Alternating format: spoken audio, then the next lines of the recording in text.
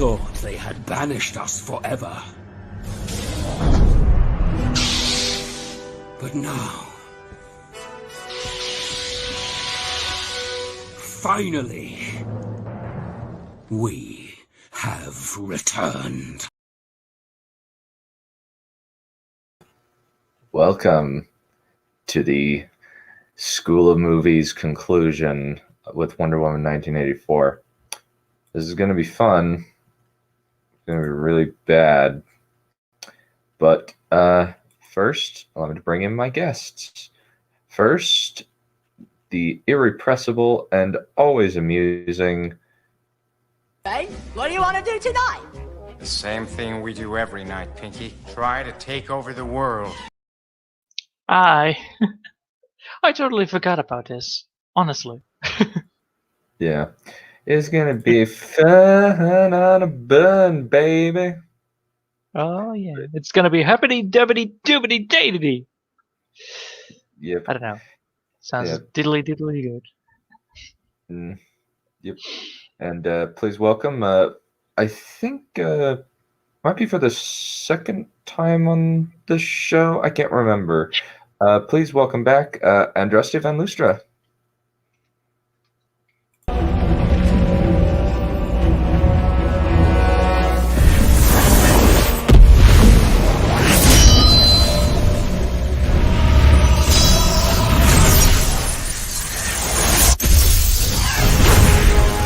My old enemy. You cannot hide from me. Greetings, mortals. Hello. Hello. Well, But indeed, this is my first time actually being a guest on the show. oh, nice. Awesome. Nice. I have some good news. We're going to be watching this beautiful picture right here. It's going to be playing the sound of music. We can also do this. I don't know if that works. Let me see. I actually have a couple of things. Let me add a background, actually. So let me add a background to this one. Just inner hellscape. Yeah. This is a train wreck that's gonna be keep on wrecking, because I believe that they're gonna do this statement that I believe I heard, that they see themselves in Barbara. Barbara, of all the people. Yeah. Ah, yes, of course, it has to be this one. Yeah. Remember when they had all the colors and the posters and all, and the movie just looked so drab in comparison? Yeah, there isn't very much color in this movie. It's kind of Wait. weird. It's kind of weird that this guy, like, these people are kind of like saying, like, tearing apart this movie very, very ineffectually.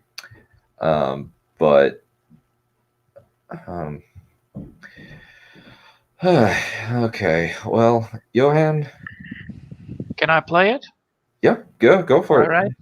So we're at 1:26, I believe. 1 hour and 26 minutes, right? Yes. All right, then I will play it now. Land to be separated from foreigners and I can feel myself clenching up. Yeah. So this And wall flings up, and there's a There's a bit of an echo. I'll lower the voice down. But obviously, if you're making this now, you kind of got to, be careful There you about go. how you That do it. should be There's fixing other it. things right? that you've got to be doing if you're going to be effectively doing this in the Middle East/Egypt. And there is a Slate article written yes, by Egypt. Roxana I forgot about the Middle East Haddadi problem. on antiquated Muslim and Middle Eastern stereotypes, and she goes into a righteous fury about how pig fucking ignorant the depictions are here. Yeah. And there's also this ties article to because this was a big thing for me. It was like, here we go again. Thank you, Zack Snyder, for setting this up for us in all of these DC movies. Here we go again with the weird Islamophobia. It is Oh wait, the woman herself. Wait, Oh, what? yeah, Jump out of the way of- on it. Weird Islamophobia. Where? I don't know where. I cannot see it. Oh, I think this is supposed to reference 300, the movie from As well 2006. as, and a lot of people reference Dawn of the Dead as something that is anti-Islam, anti-Muslim, and it's kind of just like, why? It's kind of not a bad thing to distrust people that have a religious jihad policy in their religion. And The funny thing is that I think a lot of the should I say the discourse about 300 was a result of 9/11 5 years earlier, even though the comic came out in 1998, and the movie itself isn't actually pushing an Islamophobic message because everything is framed through the viewpoint of a Spartan soldier. Yeah, I think another problem, I guess, is it's kind of just like the fact that like these people like even like they see it as like, I don't think that they fully get that. I think they just say this is racist. It's terrible. And it's just like, I don't care. This is I feel like they are like triggering, like, oh, he said that one word, racist. I don't even know. Like, I don't even know. It's just like, well, I think it's mainly just like the depiction of like Xerxes as a like kind of semi-effeminate, ineffectual gay man. Yeah. Maybe. I didn't mind. He died. As He well died for his glory. So yeah. Well, Xerxes ain't dead even in the second movie. Xerxes lives through all of the movies. Oh, I thought he died. Well, all right. No, Maybe let's not talk about the second movie. Yeah, I have heard nothing but bad things about that movie. To be perfectly honest, Did they fuck it up? I've heard that it's just kind of bland, average sequel. Ah, great. No, Dunn, you have it wrong. These school movies racist is associated with brown skin with this. That's all any stereotypical. Yeah, like we don't know if the Amir person is we don't really know if this Amir person is Islamic. We just know that he lives in the Jordan Valley area. Wait. So if a person lives in Turkey and he says that he is not, and he lives in Turkey, then these people automatically assume he's Muslim. Wow, Yeah. that's Like, pretty racist. Gee, yeah, gee. I do know nothing about religion, history, critiquing historical film. Isn't it fabulous? Yeah, gee, not liking a religion that has an order that allows for genocide of everyone else is bad. No, it's not genocide of everyone else. It's just convert or die or pay a reasonable tax. Actually, if you're Christian. Reasonable. Yeah, that's like how it was explained to me. Like, and I haven't seen any evidence to say that like that's not what Islam did, and they probably changed, and maybe now it's just the what is it so Holy Ninja, because of my garbage computer I wasn't able to get to your thing, but I'll just have to do the original one anyway. Allow me to bring you in. I'll just have to use your old one for right now, if that's okay.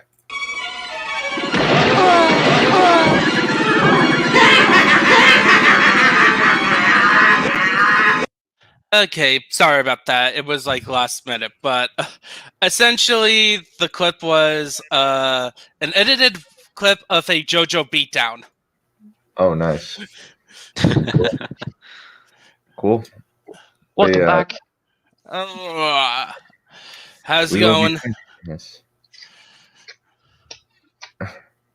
Well, Islamophobic, all that lovely stuff is just happening right now. Oh, of course, Islamophobia. Zack Snyder isn't Zack Snyder pretty liberal? Well, it's I don't know. I think I'm pretty sure he's further to the right than Alan Moore, but that doesn't say a whole lot. yeah. His films seems to be very conservative friendly, but like there's heavy conservative themes that can be seen throughout him. But I'm not sure he himself is a conservative. Yeah, I know that I actually recently saw this video. Actually, it was by a trans person defending Zack Snyder and his creative choices as not fascist, and I was just like, wow, this is surprising. This is very, very unusual. Oh, somebody having a different opinion? Oh.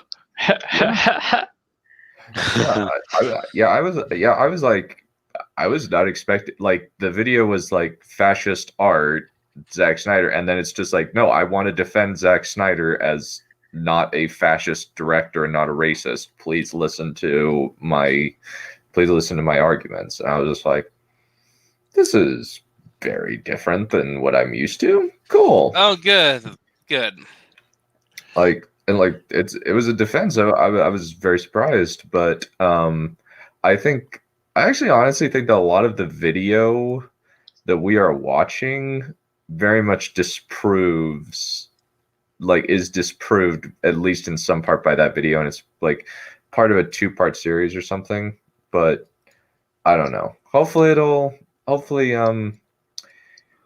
be able to get to some good stuff.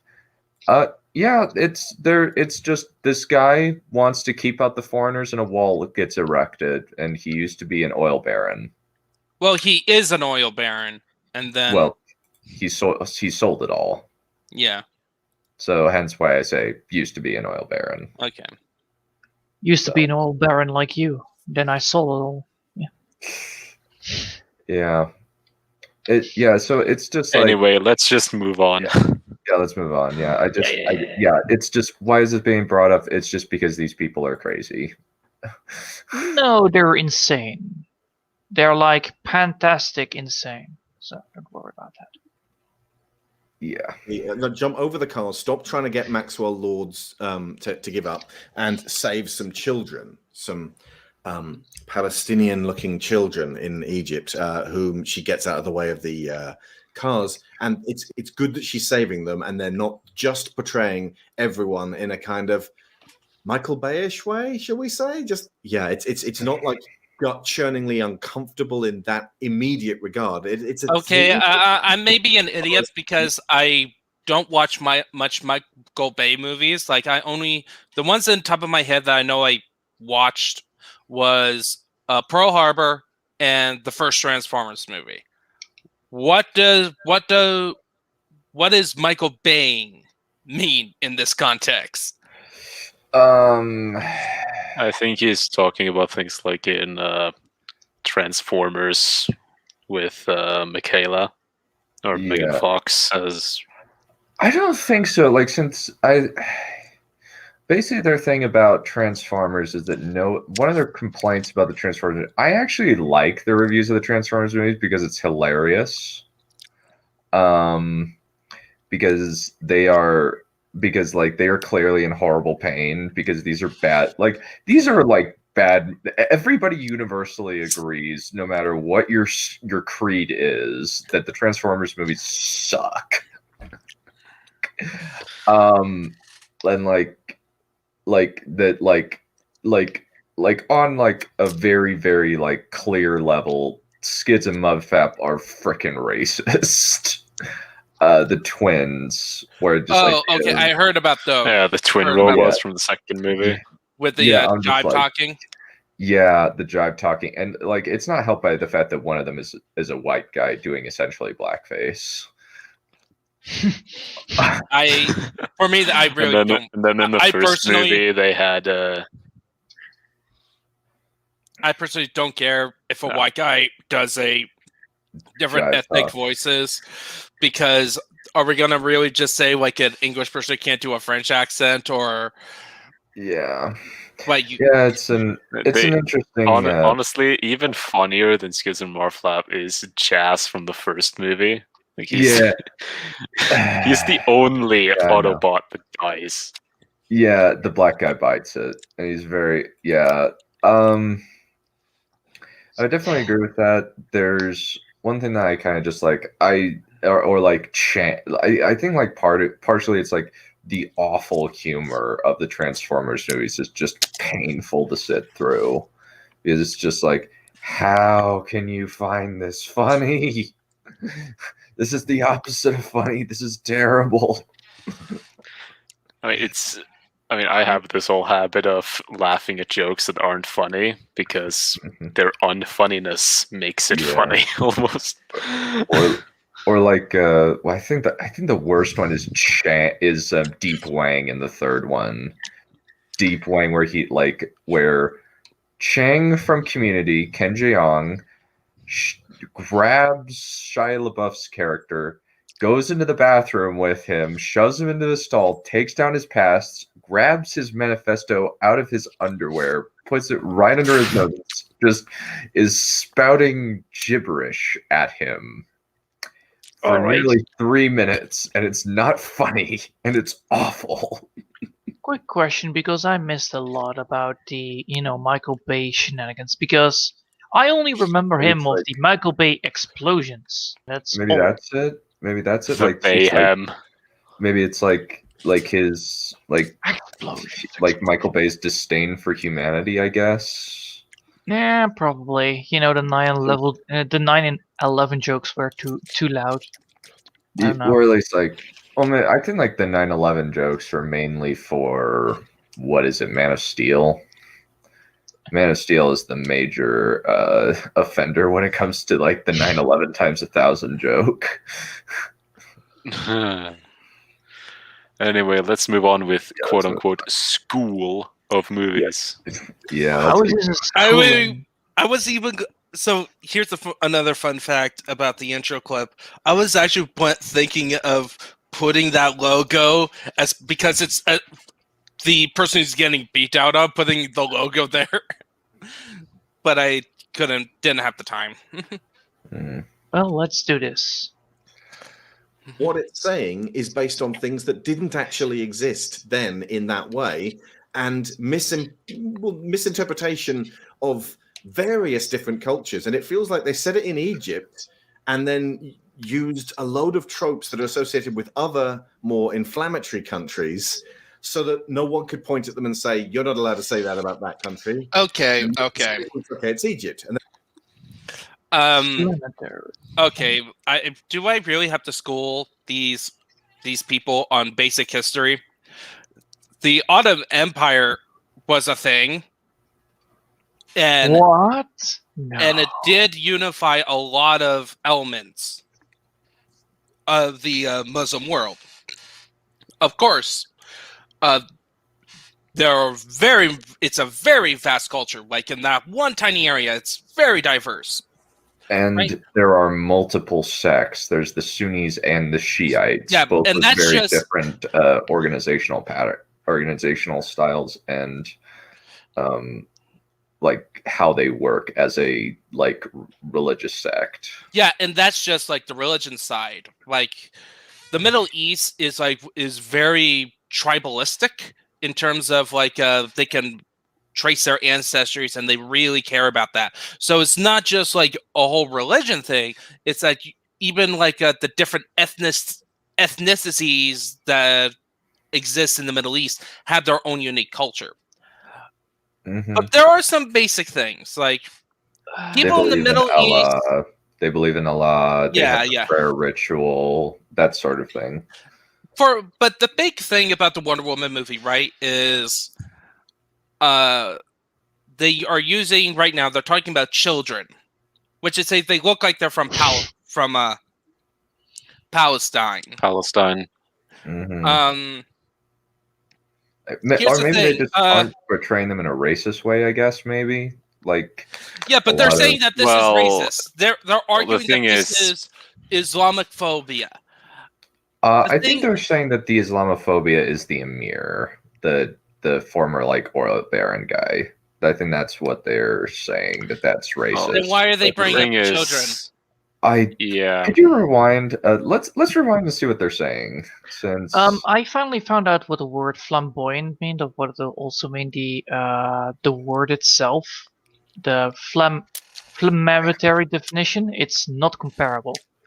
So stupid words.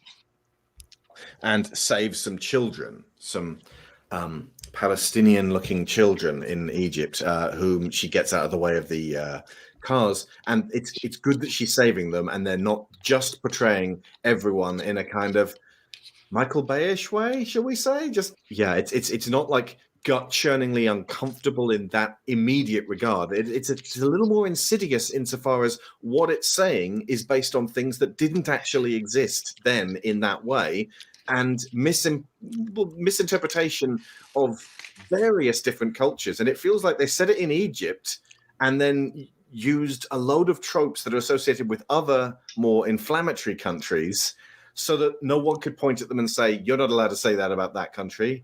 And then they could say, well, it's okay, it's Egypt. And then they could say, but that's not what Egypt was like back then. What do they say about these countries? Egypt. Wait, are they talking about the Egypt war? What can you extrapolate from Wonder Woman 1984 about these countries?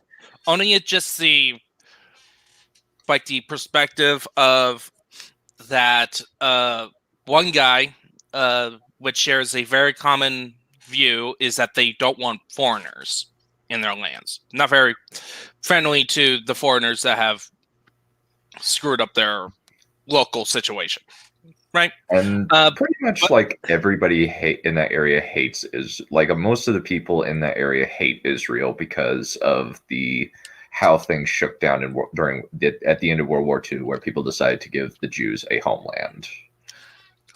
Yeah, which I will say kind of makes it extra ironic that the Israeli Gal Gadot played Wonder Woman is running around saving people there. But. Yeah.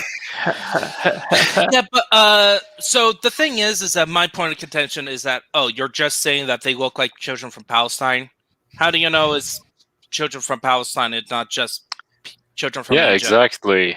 Because why are we automatically assuming Palestine? Yeah, because they're not automatically the same.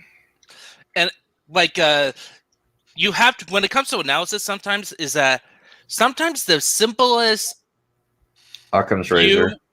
Occam's razor is a thing. So if you see children wearing Middle Eastern clothing and it's set in Egypt, it's better just to assume that they are set in Egypt.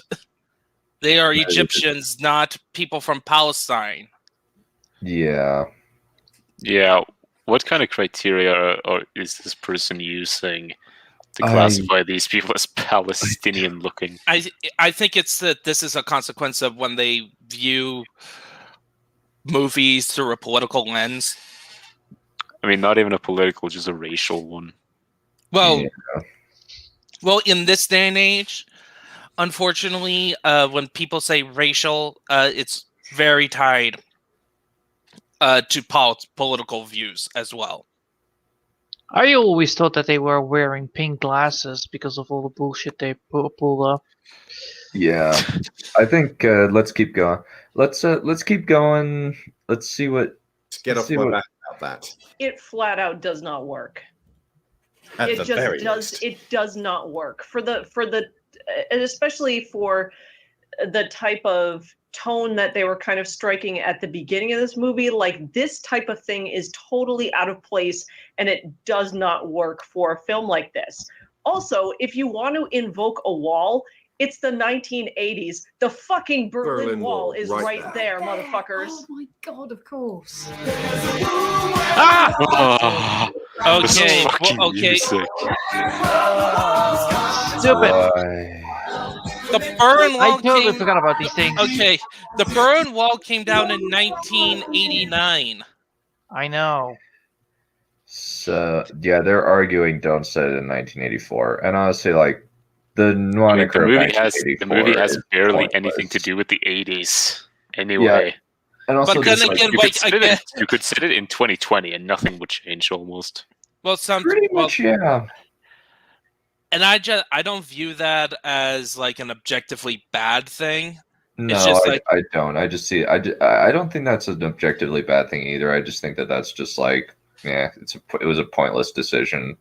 Vision Yeah. put it in the 80s. I mean, This was the just thing a is, rant. why would they even put 1984 in the title if the 80s was going to have nothing to do with it? I don't know. I don't know. It was kind I of don't know. catchy. Why did they made a Captain America Civil War movie where Captain America is only the focus of 1/3 of the movie? I don't know. That's good thing. I think Civil War, like I don't know how else you could have really put it. Civil War in even as in like an Avengers movie, but I think like since he's the person driving the plot for most of the movie, I think that it's fair to call it a Captain America movie. To be perfectly honest, When I saw that movie, I felt like the movie spent. It was a 1/3 Avengers movie, 1/3 Cap movie, and then a third Black Panther origin movie. that is not an unfair assessment. And then of course, the Avengers portions we introduced Spider-Man. We introduced characters out of nowhere. They just exist now. Anyway, let's going. Move on. Mm-hmm.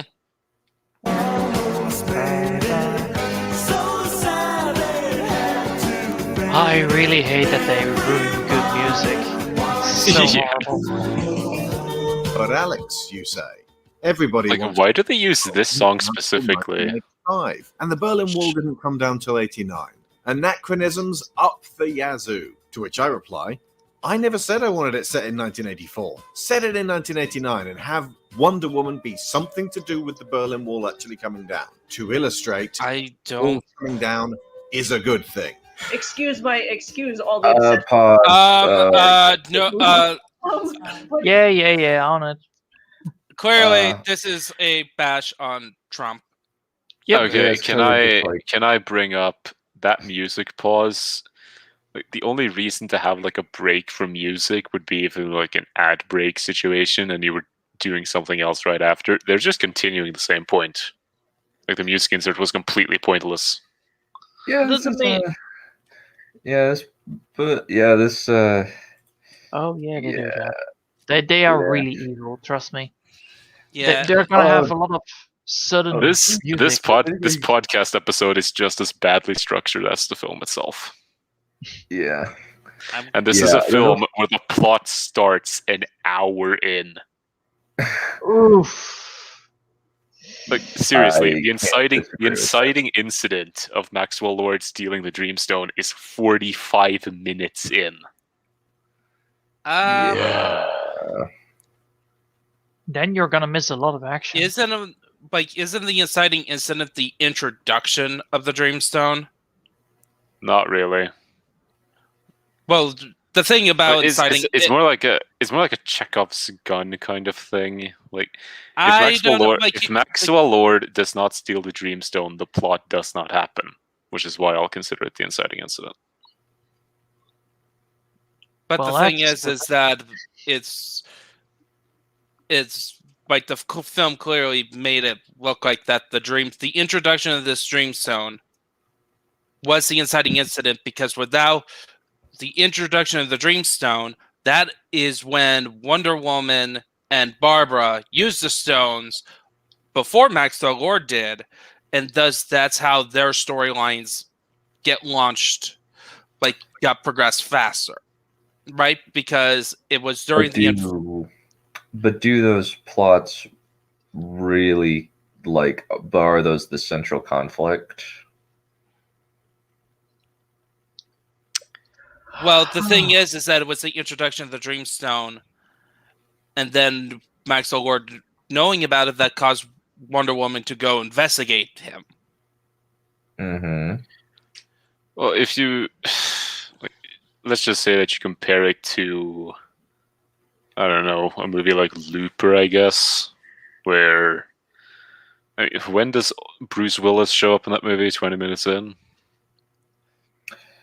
I've never seen Looper. I just know that it's a Ryan Johnson time travel movie, and all that implies. Like, I'm not arguing that like it's the first act is it's not very long. It is. It's a pretty long act.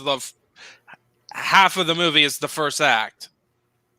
Yeah, which I think we can both agree. Like the plot doesn't properly start until Diana and Steve get to Lord's office and finds the plane tickets to Cairo. No, I would say the inciting incident, that's like second act. The first end of the first act is when Wonder Woman sees Steve. Right, that's like the end of Act 1, because Wonder Woman has already decided to go investigate Maxwell Lord, and then we have this huge twist.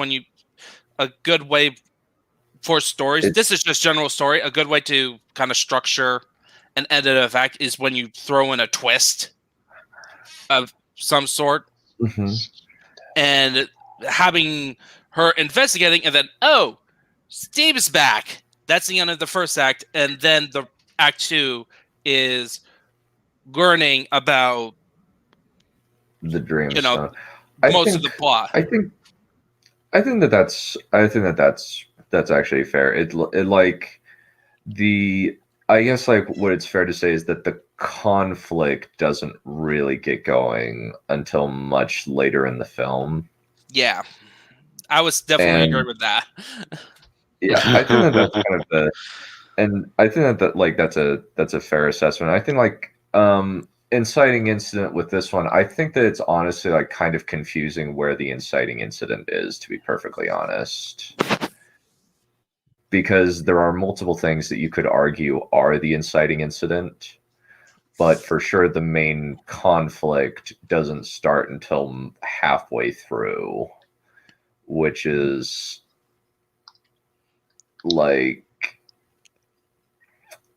kind of a problem, because usually you're supposed to get your like main conflict set up a lot earlier than that.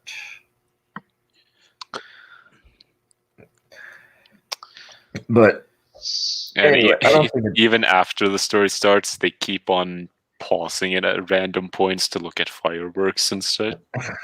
Well, that's like those are fine. Those aren't like bad moments. It's kind of a coincidence that it's the 4th of July. Maybe we could watch Angry Joe's review. Like, he freaking hated this movie. Oh, please. I think I want to take a break from doing Wonder Woman 84 stuff. Yeah, I don't really. I think this is going to be the last time we cover it, since this movie's kind of just like not that interesting to me. Like, it was kind of it's just a fun time at the theater, but like I'm not really going to think much about this movie. For me, what's interesting is just the reaction to it is a lot more. And at this point, it's like, yeah, we already explored everyone's opinion of it. Yeah, indeed. Yeah, honestly, like I want to cover like some more obscure stuff. Like I want to cover Remarkable Republicans Aquaman, the greatest conservative masterpiece video. Ooh, okay. I don't mind. I don't mind jumping in on that one. I don't mind diving into it. But I mean, am I gonna need to watch Aquaman for that? Probably not, actually. No. I don't mind rewatching Aquaman. Aquaman's kind of fun, but it's just like he says really. I know that Remarkable Republican has been confirmed as a troll, that he basically does not mean anything that he says, but it doesn't stop his crap from being hilarious with the blatant facts that he gets wrong, both about history and the thing that he's watching. Oh no. Historian rage. Oh no, he thinks that King Arthur and Atlantis were both real. Okay. Okay. Well, there's. It could happen. We just don't know. I will say it. I will say that is like we just don't know it as a historical thing. You know, technically King Arthur could have happened, but definitely Atlantis went down with the drain. Definitely, yeah. Like you're saying, like Atlantis was real, and King Arthur was real, which confirms the conservative narrative of. Okay, that argument is dumb. Yeah, he's insane. He's deliberately insane and saying insane. Do you know what castles are meant to be? Yeah. I fucking love that part. Well, I think that I think one part that I find hilarious is basically like him saying that Joker is clearly bisexual and that's why he went nuts. What? So was he gay in the movie and realized he has some straight feelings, or? No, it's basically like he is.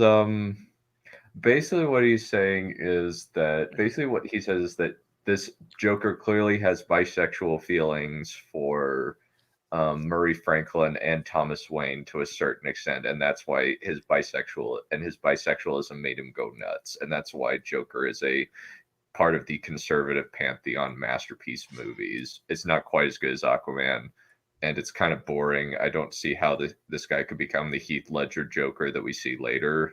So, who the fuck cares?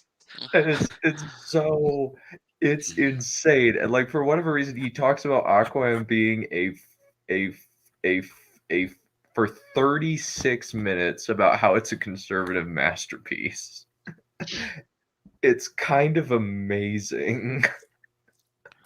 And it's just like, okay, you're clearly a troll because you said that Tywin Lannister is the apex homosexual. Anyway, oh god, I still remember that. Yeah, or that Luke Skywalker anyway, like a lesbian, and that looks like a lesbian. Okay, can we just I just now want to continue. I have the urge to just continue this podcast and to hear. Yeah, let's continue with World War 84. Up with Russia in the Cold War and everything, like, you stupid assholes. Like, this is so obvious. We need a wall from the 80s. We'll have to create one. I can't think of any. Let's see. Yeah, exactly. Who would have thought? Who would ever imagine that there was actually one we could have invoked that? Yes, the Chinese wall. To do yes, the Great Wall of China, which was very effective. Here. God damn it! For this shit. Yeah, I do want to take over the world. I feel like the writer of Godzilla. Why do you do that? Googled the wall, and then they was about to write about the wall that exists in Pink Floyd, and had to be told otherwise. Yeah. What does this have to do with anything? This movie is Nothing. so much. I hate it, hate it, hate it. Wow, this movie isn't even worth hating. And yet they're hating this movie really much. Honestly, like these people, like they hate this movie. They don't like they like TLJ.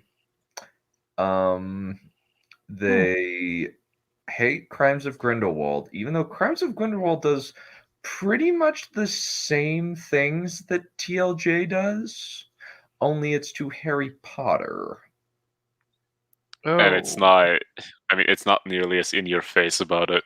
Yeah, though I think part of the thing about Crimes of Grindelwald is it's a structural mess.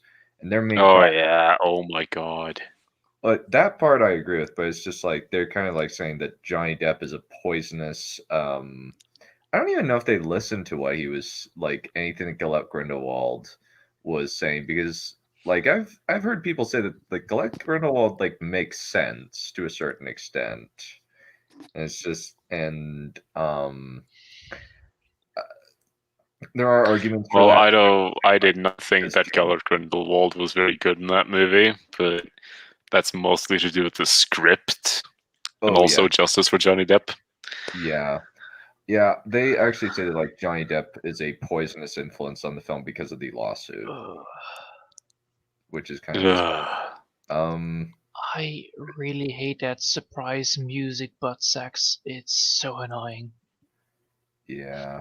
Let's keep It going. kind of reminds me, like the School of Movies. I feel like is basically the audience version of the same kind of white savior playing XX in Hollywood, who put people like Finn or Rose in TLJ and then treat them like shit. So, because this is a podcast, it doesn't matter. Because this is a podcast on iTunes, SoundCloud, and Podbean, it doesn't matter. If they were on YouTube, they would get reamed up the yin yang. But because this is just a podcast, and it's not on YouTube.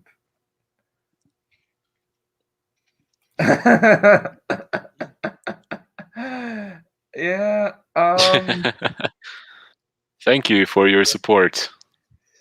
There's like so many red flags with this, where it's just like they're barely even really talking about the movie and its structure. Which Yeah, is interesting. it's more right now. They're just saying Yeah. like it's a lot of this movie did not support my ship fix and my opinions of how a movie set in the 80s should be made. Therefore, it's bad. They want to have Russians. They want to have a wall. They want to have colorful people. They want to have pansexual What do these relationship. guys? They What do wanna these people have think of BDSM. Indiana Jones 4? They think it's okay.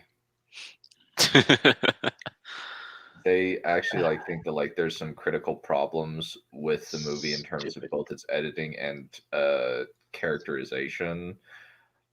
And I haven't seen it, so I just kind of view it as just it's got the same problems as the Star Wars prequels. So I just don't really have that much of an opinion on it, other than it's the fourth Indiana Jones movie. It's kind of a meme to hate it, and I'm just like, it just seems like it's a bland, not terribly interesting action movie with really poorly rendered CGI, and they're trying to make Shia LaBeouf into an action hero, and unfortunately not doing very well at it. All right. Whose idea was Shia LaBeouf as an action hero? He's not bad. He's not bad. I think that he was mainly handed really bad scripts, like the Transformers movies, kind to a certain extent Indiana Jones 4. But yeah. And then Shia LaBeouf went insane.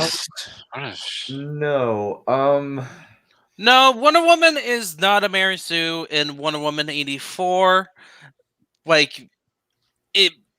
She had the movie did a okay job with her character arc, but there is one scene that I'm pretty sure you heard of it, unless you never heard about the criticisms of this movie, where it completely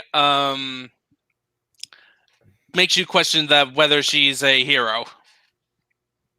I mean, the funny thing about this movie is that Diana Prince is really bad at being a superhero in it.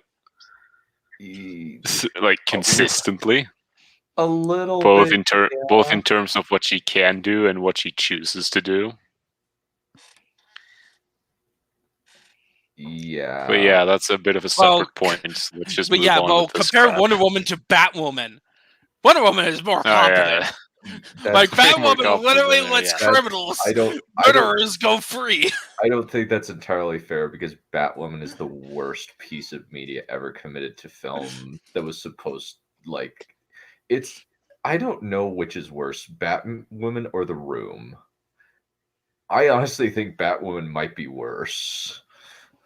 Both can be entertaining in the complete wrong way.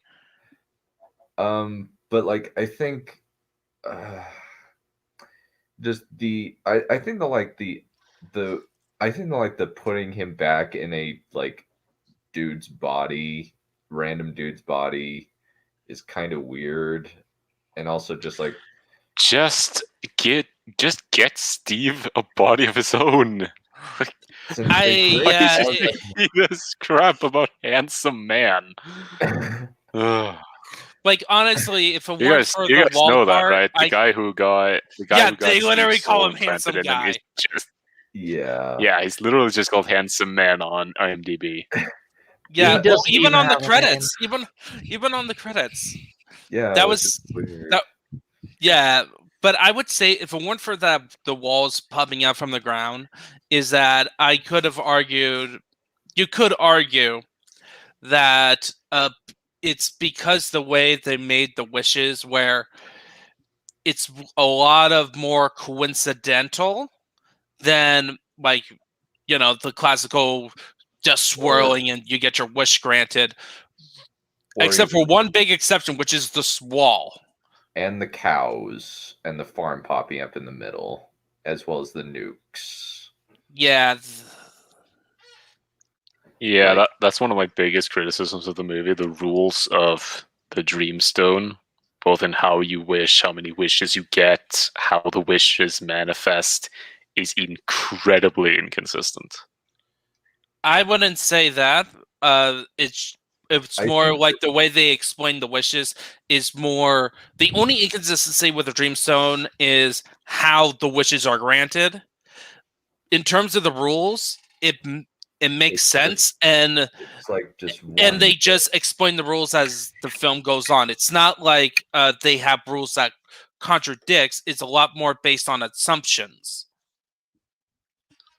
But well, not really, because they establish early on in the movie that you touch the stone and you say your wish and you get your wish.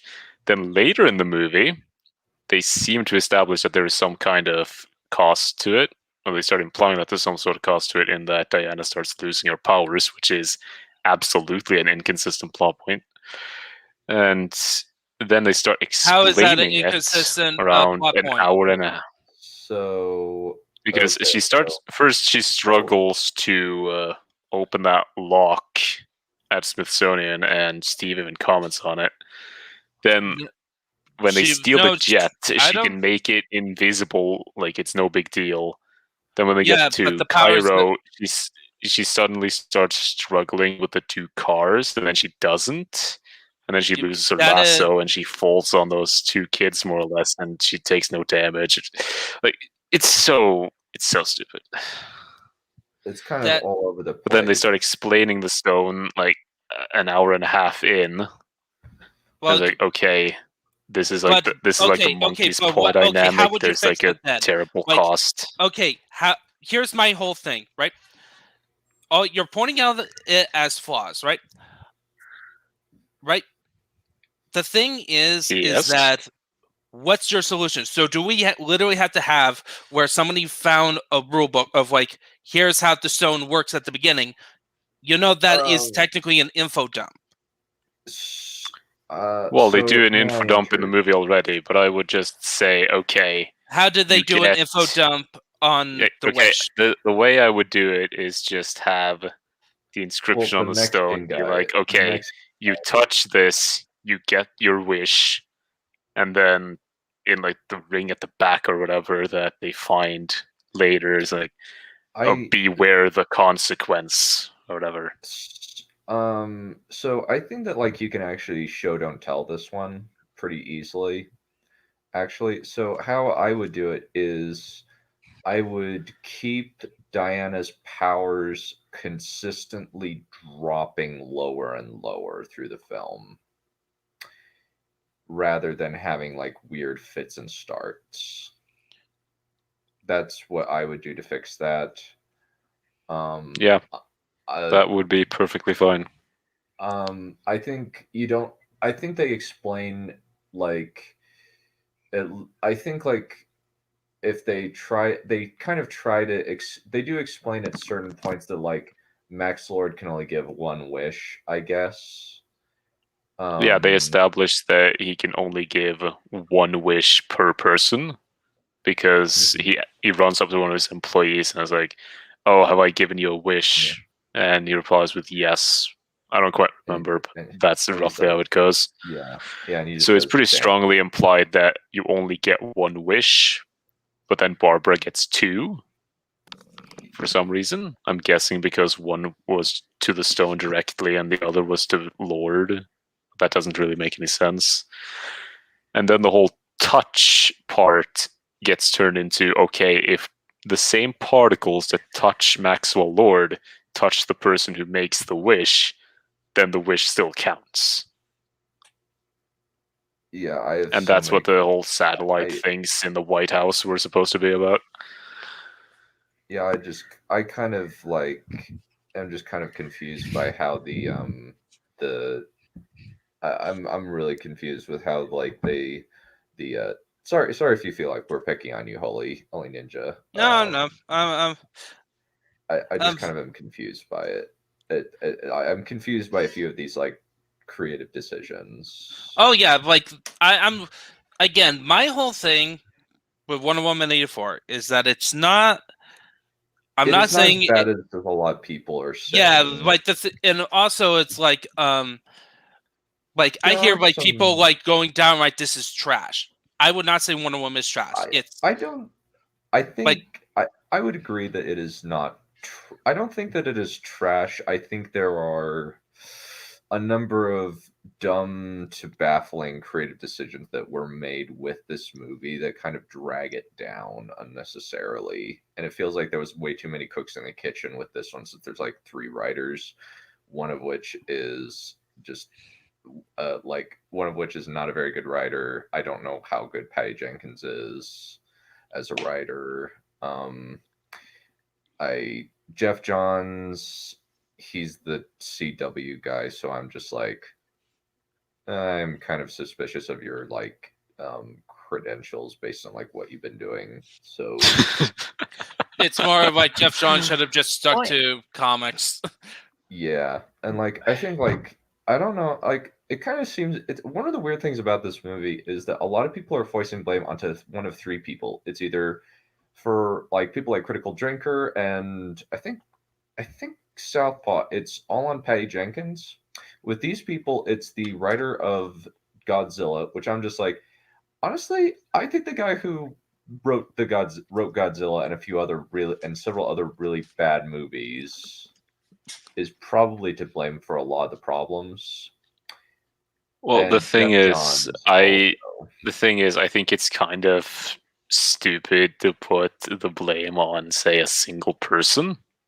Yeah. But in this case, I think a lot of directing decisions can be blamed on Patty Jenkins because she has talked openly about how the opening, what should we call it, the Olympic scene at Themyscira and the mall fight scene, Warner Brothers wanted to cut, but she fought to keep them in. Which I think these are 2 scenes that drag on for a really long time and add basically nothing. Actually, they were actually pretty important scenes. Because let me just why? Okay, so beginning of the film, right? So what happened at the end of the first scene? The whole moral lesson about truth and lies. Yes. Is that what you're talking about?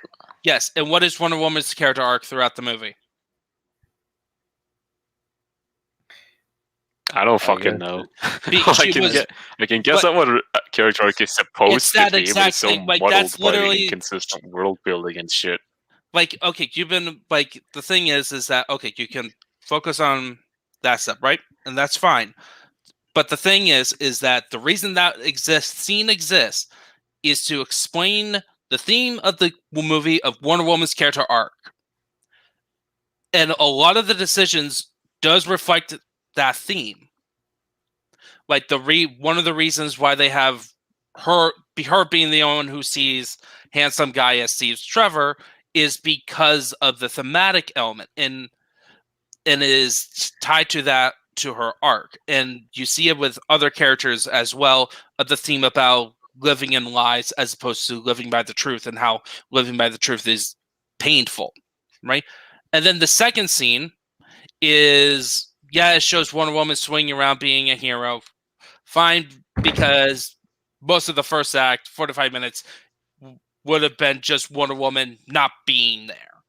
But then it also serves to set up, because that's also stopping the jewel bank, which then sets up how her place got this wishing stone. I think that you could have made. I think honestly, like as you kind of talk about, I think that the jewel heist is kind of pointless because you could have just had the.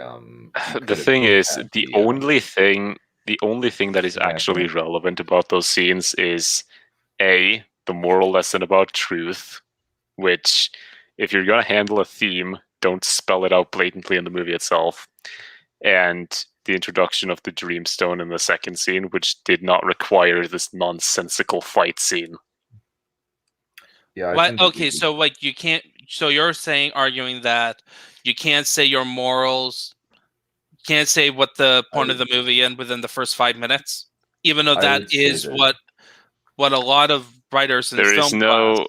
There is no like there's no metaphysical law that says you can't, but that's a sign that you don't know how to do it organically. Okay, you're arguing I think that, like, stating the theme. I think that stating the theme outright is kind of a sign of laziness. Yeah, I'd say it's lazy writing. I think like the Olympics is fine, but I think that you could have just had the Dreamstone be in the museum and nothing really would have changed. Yeah, that's true. Other than the first action. I mean, honestly, the whole setup for the Dreamstone only makes it make less sense because they establish in the movie that after the jewel heist, the Dreamstone is FBI evidence. And they're handling it with some serious lack of care, considering that.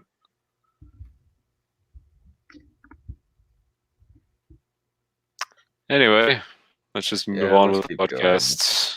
We've dwelled on this for way too long. Oh, lovely. Let's keep going. Takes hold of the Star Wars program because he wants to touch everyone in the world, and then he uses Chuck Denarmalus tech from the end of Bill and Ted's Bogus Journey to put himself on the TVs of everyone and says, everyone make a wish, and everyone watching the TV makes a wish. And some people wish for good things like, I wish I was famous, or like vain things, and then like someone knocks on the window and goes, wow, that's the girl who puts the mints on the tables in this restaurant, and they're like bowled over by her. And because they don't want to say anything, this English couple, this British Isles couple, are in an argument, apparently in Britain, where this woman goes, do you know what? I just wish all you Irish would go back to where you came from. And it's like, yeah, well done for grabbing a hatred of the Irish from the 19th century.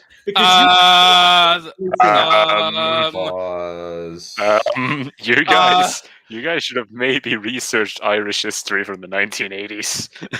Yeah. Yeah.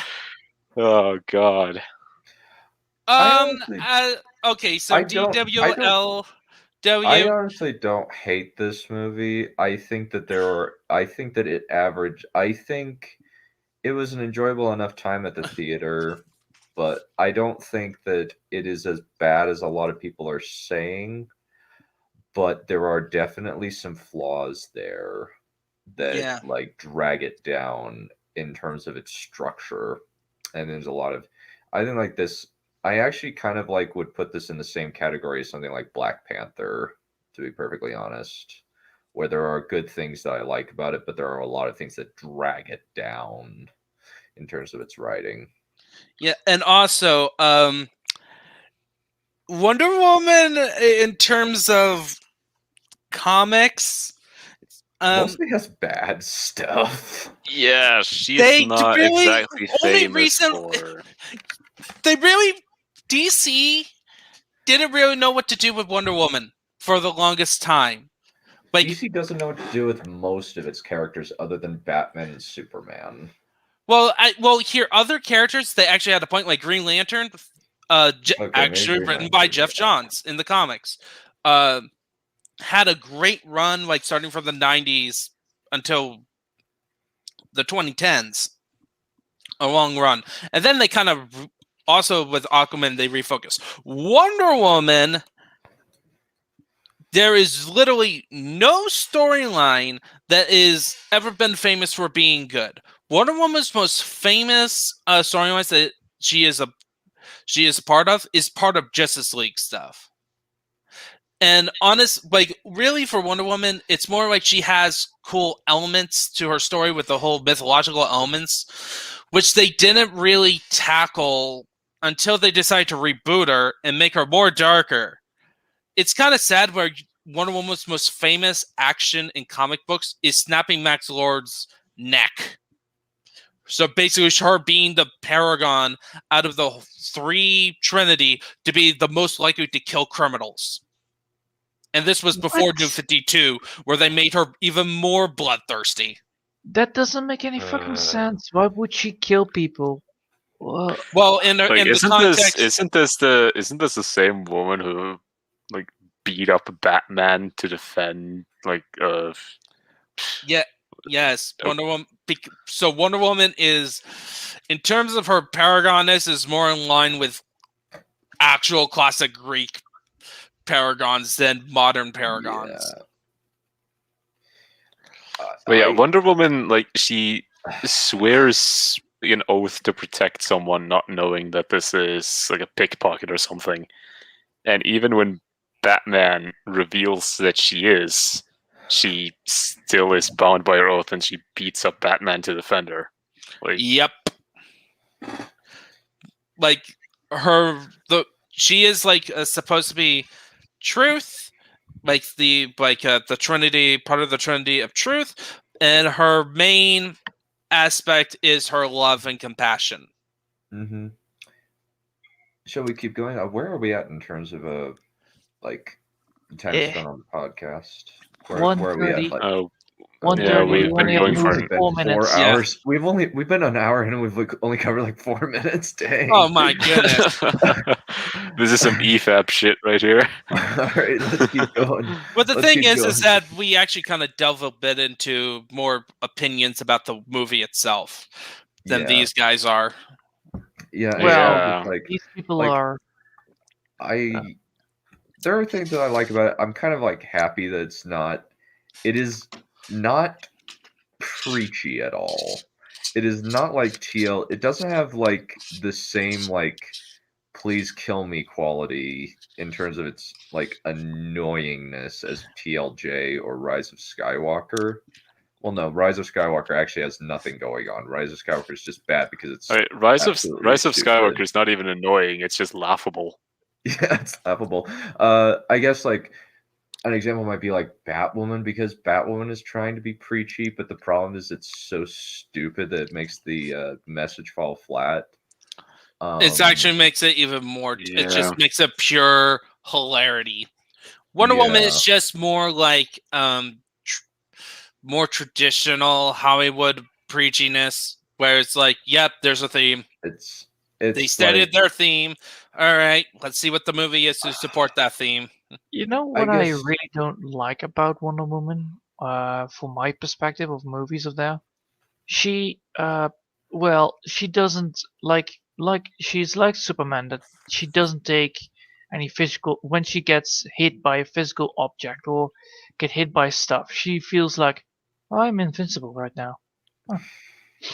And in the first movie, you can really feel it. I don't know if they changed it a little bit up in the second movie. They did change it up. Because this is very much a Spider-Man 3 remake in a lot of ways. Like there are a lot of structural and plot similarities between the two movies. Yeah, essentially, as soon as that whole JC sequence in Cairo, she's pretty much just slightly above average in power level, because then like the next sequence after that, after learning more about the stone and how dangerous it is a fight at the White House where she's having an uber hard time, where she can deal with security guards but less effective.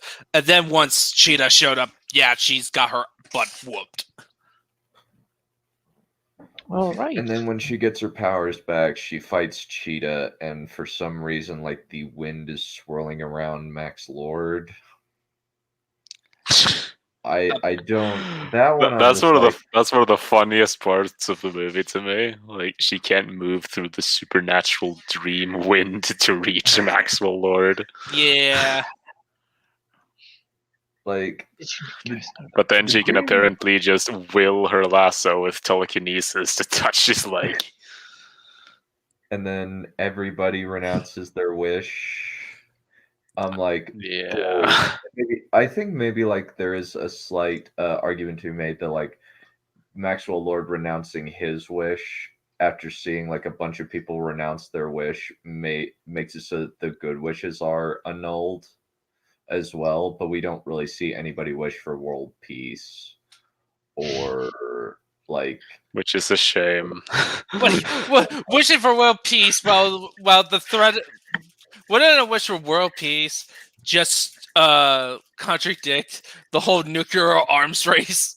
Yeah, I don't know. Yeah. Like there's like somebody would like some humanitarian would ask like either or like I wish the like men didn't exist. Oh no.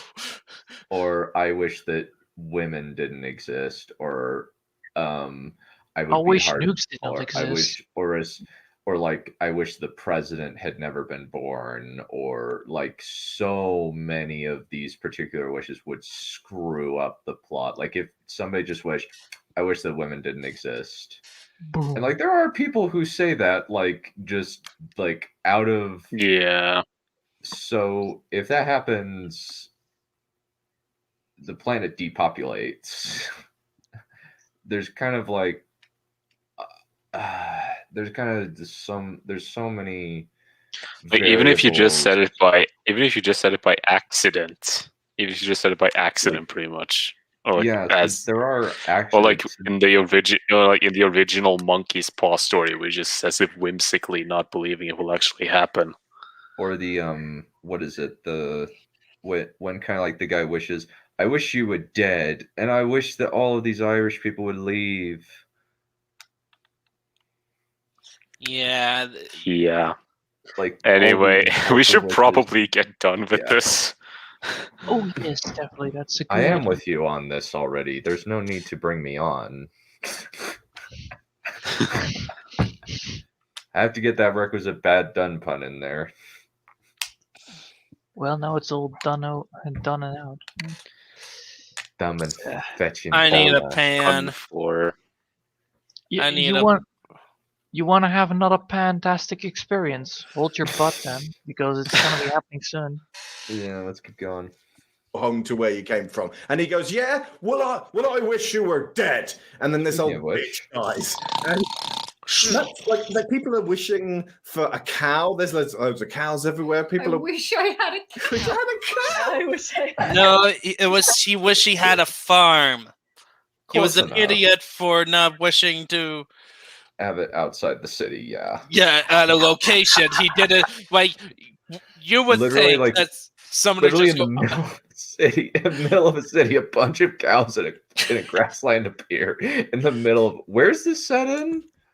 Because in like New York, Washington D.C. Washington D.C. Okay, because the White House is there. Okay, so in the middle of Washington D.C.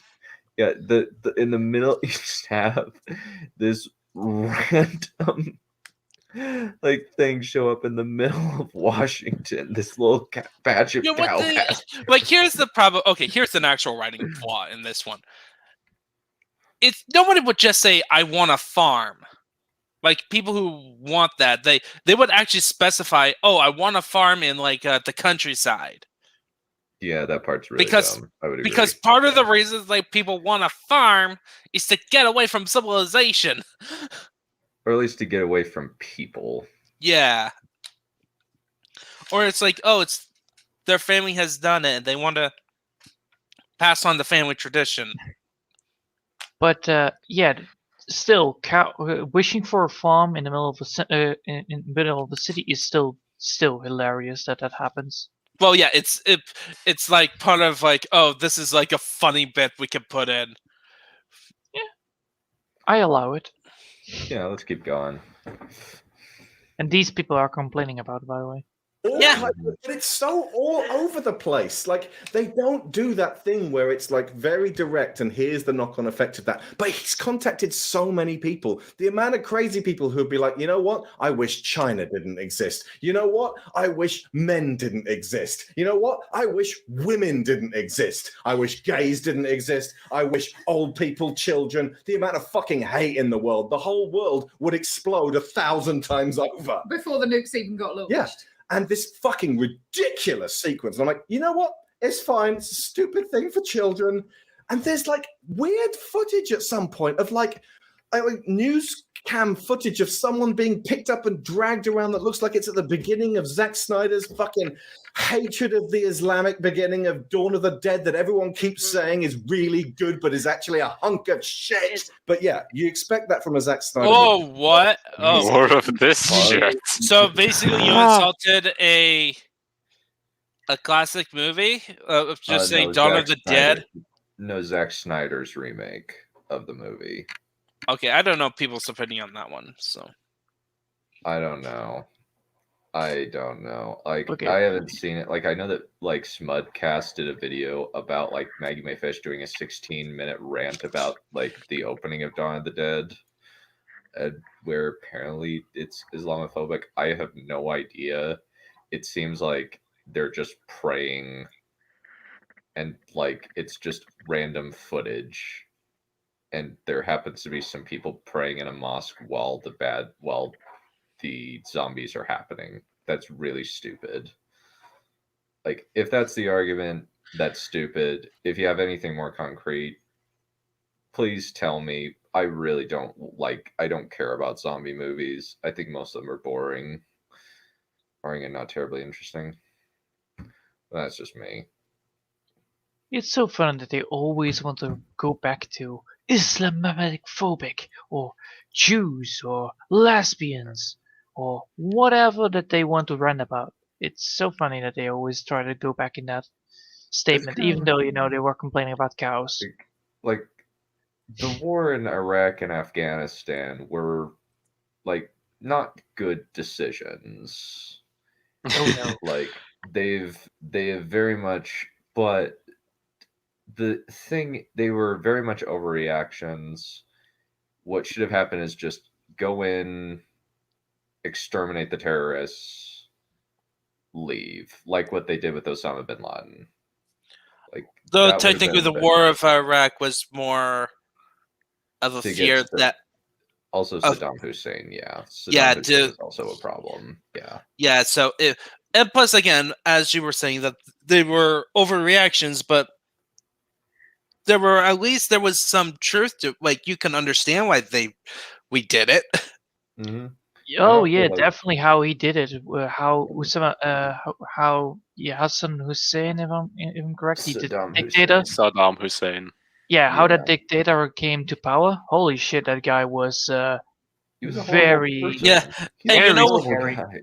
yeah, and also what's the funny part is that we actually did find weapons of mass destruction, but the problem was it wasn't nukes; it was biological weapons.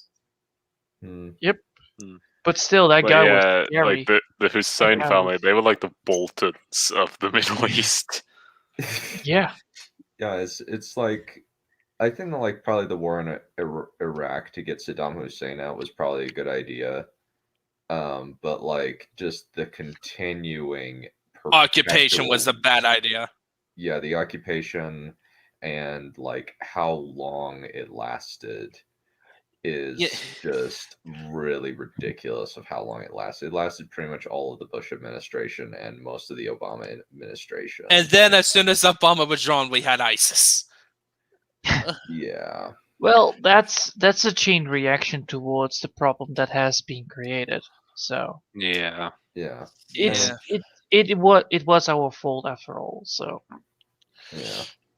yeah, but it's kind of just like Islam is not the rosy thing that you're like like both Christians and Muslims have done really bad things. Christians have done just as bad things. I think Muslims are a little bit more tolerant. A little bit. We killed. No, we killed. no, I would not say that because Are we the worst talking things. about? Are we talking if about we're- modern or? Yeah, because Historically. Historically, I was thinking. like historically, it's like most of the bad stuff under Christians was under one period of time and under a set of circumstance that evaporated as soon as after the 1500s. Like yeah, for the most part. Well, hold on. Still... Compared to that to Islam, right? From the get-go, and it has not stopped of like it's more consistent. It's more consistent than Christianity. Christianity has done some fucking fucked up stuff. In the Crusade times, they actually executed their own people because they thought they were believing that they were Muslims. In the 1600s, the Spanish actually the Salem witch trials. Yeah, all that stuff. And then the Golden Age arrived. You know what we did? We didn't give a shit about slavery. Yeah, and the colonel and even after the World War II, we still were clinging on to those colonies. And I would very much count the Ku Klux Klan as a Christian movement. No, I would not. I would say yes. They're like very orthodox. Most of them are like very orthodox Southern Baptist types. At least that I've seen that the Ku Klux Klan, like they're like saying that like God has given them they've become less radical and insane. But they're still but the thing is that Christianity, because it dispersed, it's not like a constant theme, right? Where Islam is like jihad has always been a part of it. It's not so much even jihad. It's just the way, because Islam has a major political component like intertwined, while Christianity is not so much politically oriented. Islam has a major is very politically entrenched. It's very so it's a lot. So from the start, it's a lot more consistent. Mm-hmm. While Christianity is like it's more like spikes. Yeah, we're kind of getting off topic. I apologize. Yeah, I know. Yeah, we're getting way off topic. I think it's just because this is so boring. As you pointed out, boring. Space Junk, this is like we're on like the most boring part of the podcast because we already discussed down. It reminds me of when. Yeah, sorry. It reminds me of like the Jenny Nicholson video that got Mueller into so much trouble. Like, it was so boring to them that they started talking about a random Zack Snyder movie. I think they like just assess like what Zack Snyder's like best/worst movies were, and they kind of just universally agreed like 300's the only good one. Also, quick notification. You know what a curveball is, right? Yeah. All right, that's gonna be happening very soon. Trust me. Mm-hmm. Okay. Thanks for the prep. Okay, what stupid thing? Please, something stupid happen. Oh yes, it's gonna be again a fantastic experience. Let's go. Let's just go. Come on. The Patty Jenkins movie about Wonder Woman that's been about kids in a mall. We definitely do not have time to go into why Zack Snyder's Dawn of the Dead remake is hateful Islamophobic shit, but it is. However, you can check out Curio's YouTube channel and find Zack Snyder, A World Based on Spite, which it is, And Maggie May Fish did her own series on. Of course. Of course. Oh, of course. It's just like Patrick recommending Movie Bob How and is this Just the Right. curveball? Is this the Like- curveball? Or is this No, this is the start of a new beginning, my friend. Okay, so this is the fastball. Yeah. We got a base. We got into first base. So let's continue on this beautiful announcement about Maggie Mayfish. Fingers seem to be all over this movie, and I understand that he is like an executive producer. He and his wife are executive producers on pretty much all of these DC properties. I get that, but producers tend to have varying roles within these types of things. Like a good producer, I would argue a good producer does have a certain amount of creative input, and their job really is to maintain the creative integrity of the film or whatever project you're working on. Sometimes an executive producer is just there to front the money, is really just there as a financial backer. So I don't know the extent to which Snyder and his wife are really like creatively involved in these things. It could be that they're involved quite a bit, in which case it makes sense. But again, this is another one of those reasons why I keep saying, like, it really does feel like this feels more like a Zack Snyder film than it does a Patty Jenkins film. It really does, which is strange This does considering not that she feel both like a wrote Zack and Snyder directed it. film. Yeah, it has way too many colors to be a Zack Snyder film. Also, do you hear the drastic piano music playing in the background, empowering their Yes. voices? Oh my god, it's so overdone. Reminds me of an AMV or something. This reminds me Yeah, of a lot of AJW, SJW. You know. Let's just keep going. This is kind of just like, I just thought like it was just like funny to bring up. Oh yes. But it's got so many of his marks all over it.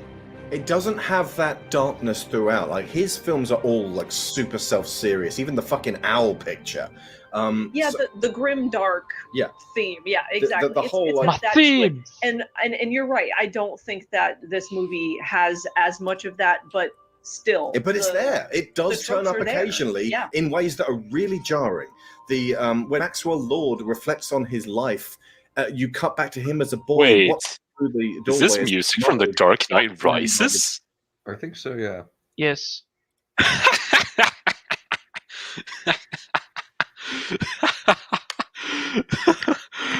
Okay. That was a tangent. Just go on. Keep going. Father, and I was like, wow, like domestic violence. This is really unsettling in this movie that you've just like seemed to be trying to evoke the Richard Donner Superman with. That whole last sequence as well is So misjudged. a forgot quick about this. rattle off It's lovely. of, but this is why he's a terrible person, because look at all the things that happened to him when he was a kid. That is No. lazy. If you're not going It to is. go into that in any kind of depth, that is lazy. I guarantee Donald Trump the- was treated badly by his father. Fuck that guy. Yeah, he probably was. Of course, you're But he bringing still turned politics out- Yeah, in. it's like, okay, I get that that's the movie shorthand for this It person gets had better. a terrible life and now you want us to have pity on them. You concede that earlier in the film if that's the Yes, direction that you're going. Absolutely. So absolutely. it doesn't have to be just that shorthand movie thing that they do right at the end of the film, right before they're about to have their Yeah. big redeeming moment. So I mean, that's like a bit all from of Sucker that- Punch. Funnily enough, I actually agree with this. yeah, So what are they complaining about? I'm getting annoyed by the word salad. They're complaining about how Maxwell Lord got like the classic shortcut abusive home life background at the very end of the movie, when we got the much better characterization of him earlier in the movie with the whole flicking through the newspapers, the abandoned office, and his scene with Simon. Yeah, the whole going into his background is just meant to just further his. All it did was just further why he wants his son to view him as not as a loser. You know, technically, such backflash, such backflashes, or how do you say this? The Flashbacks. Flashbacks. Well, they work good in anime, all right. They work really well in anime, but if you have like this protagonist beating the living shit out of them, and you see this glimpse of his eye, finally almost dying, and then you see the flashbacks on himself, like, what? Oh God, what did I done? And what his past was. Yes, that is actually a quite good idea. But I don't think this is actually quite handy dandy in this types of movies with Superwoman. Yeah, let's just keep going with this. Let's try and finish this today. Oh, I hope so. One thing that I did kind of want to mention, just going back a little bit, your British couple over there. Margaret Thatcher was in power at this point. She was already the prime minister at this point in history. Yeah, 5 years. You possibly, again, going back into digging into maybe the politics of this, if you want to turn this into something like Civil War or The Winter Soldier, where you're going into kind of like a political thriller sort of deal with this film, have Ronald Reagan be the president of the United States, and maybe have Margaret Thatcher there too. Yeah. Get Meryl Streep back to play the Iron Lady. Yeah. I mean, you've got templates, not just in the previous movies I mentioned, but you've got templates for doing this kind of thing with a superhero film. The original Dark Knight Returns had fucking Reagan in it, as drawn by Frank Miller. Like, Reagan's totally there. He sends Superman out like his attack dog. The actual Ronald Reagan is in there, yes. I mean, ultimately, he tries to rattle Wonder Woman, and she's not fucking having it. That's a movie. Yeah. It's just so many missed opportunities in this film. It's absolutely baffling. Oh my goodness. You've already invoked the 1984 thing. Basically, they want the movie about Wonder Woman beating up on Ronald Reagan and Margaret Thatcher, who are coincidentally very conservative in their politics. Don't forget, they also want to make sure that Wonder Woman doesn't date a guy. They want her to be pansexual and have a relationship with Barbara. And this is also Steve inside handsome guy's body. Yes, also they love. The thing is, if you absolutely want this whole critiquing political figures, like, you have way better examples than what this movie would have been with that, or like what this movie does provide with that. Like, Watchmen does this incredibly well, meaning the graphic novel, not the movie or the HBO show. Yeah, you could very easily say that is a critique of, say, Margaret Thatcher, Ronald Reagan, Michael Bloomberg, whoever. Yeah, Winter Soldier is not. But the thing is, you don't specific. Like, they're critiquing like government who do Big Brother stuff in general. They are not like specifically going after a specific political entity. They are just going off of Big Brother. Yeah, I agree with Neph. It wouldn't be a superhero movie. Oh yeah. Yeah, no, it wouldn't. Okay, so I actually had a friend, because earlier on they mentioned about how like the producer should be involved in the creative end. So I actually had a friend who's versed in like the academia when it comes to film on that. He has his flaws. He likes Batman v Superman and he hates Revenge of the Sith, but we're decent friends. But I asked him, what's the difference between an executive producer and a producer? So essentially, according to him, executive producer is just the biggest financial backer. And the producer is that they just make sure the machine goes up and running, while the director is supposed to be the one in charge of the creative end. So, based on that, the statement about the producer trying to be involved in the creative side of the film is stupid. Yeah, let's just keep going. Let's conclude this. We're almost there. How much more do we have? We're now at 1:36, so we're now finally 11 minutes in. Let's just keep watching. They're kind of mostly done with the stupid. Yeah. Oh no! No, we got one What? more. Apparent, we got one more gut punch of Oh, stupid, yeah. and then what? They had 15 minutes of advertising. Ah, Oh, yes, that yeah. was the problem, right? Like, cast somebody that looks like him, that sounds like him, that has his mannerisms. Cast somebody that actually is President Ronald Reagan in this movie. Yeah. Have Thatcher right there at the ready if you want to be able to draw those kind of parallels as Even well. the X-Men Bring movies in- did this right. You got Kennedy Yes. in First Class. You got Nixon in Days of Future Past. Days of Like, Future Past, yeah. who the fuck are these? Like, why bother with your pretend Yeah. president Who is when this this- is who is supposed this to be a no- period yeah. drama? Who is Because this comic one books have done that for no years. Mr. President. Yes. Who the fuck is this guy? Could have gotten Martin Sheen back, but then it would have made us. You feel love like Marvel we didn't so have much. president. There is no president in Marvel. Yeah, very Yeah. true. But I mean, like, but yeah, it's dealing with Well, things. they on have far- the president in like Iron Man 3, but I don't Make think he's named. for it for the No. And then he's gone. thing in the 80s. Did he look like Joe Biden? Not in any.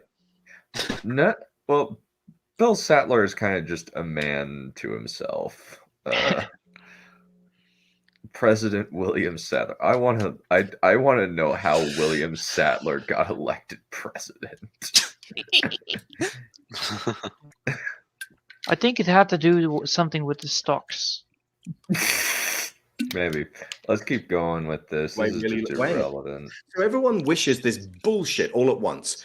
And Maxwell Wishing Lord bullshit. is saying to everyone, keep wishing. And then I suppose he's getting all of their stuff. And he's in the middle of the Skynet time machine. And Wonder Woman will come back to her fight with Cheetah in a bit. But they're playing at this point the Hans Zimmer song, The Beautiful Lie, from the beginning of Batman versus Superman. I'm like, oh shit, are Bruce Wayne's parents are about to be murdered? Oh yeah. This Why? stupid. Why do you have to pull this shit? Okay. I would actually think. Yeah, by the these- way, the president in Iron Man 3 is a guy named Matthew Ellis. Yeah. Okay. So no count Perion. We're actually now in wars. Where basically they're saying that either Batman's parents are getting killed at this moment, or they're probably going to suggest that Bruce Wayne just wished his parents to come back and then renounced his wish. Which, at this point, I would disagree with them, because when Bruce Wayne's parents died, Bruce Wayne died that night, and he becomes Batman. And if Batman ever did make a wish on this and exact mechanics, I don't think he would renounce that wish, because the wish would be something that would help him fight crime.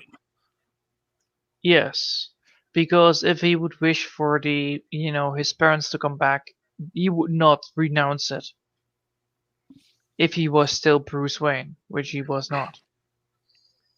Yeah, like when his parents died, all he cared about is he's the spirit of vengeance, not I want my mommy back. Reconciliation.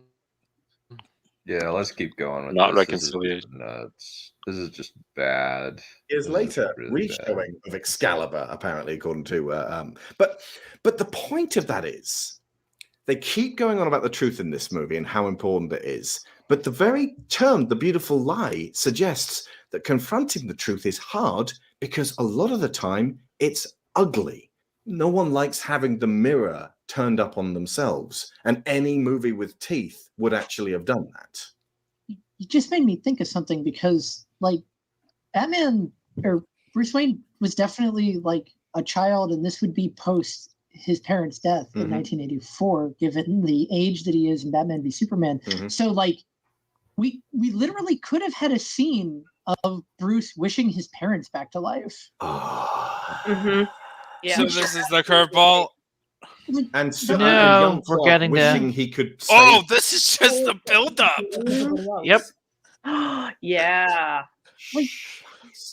You did 2.5 hours of not much at all, and those three you couldn't. Those Yeah. two you couldn't This do. was on the table, and apparently Little no one picked up Aquaman on wishing he could meet his mom.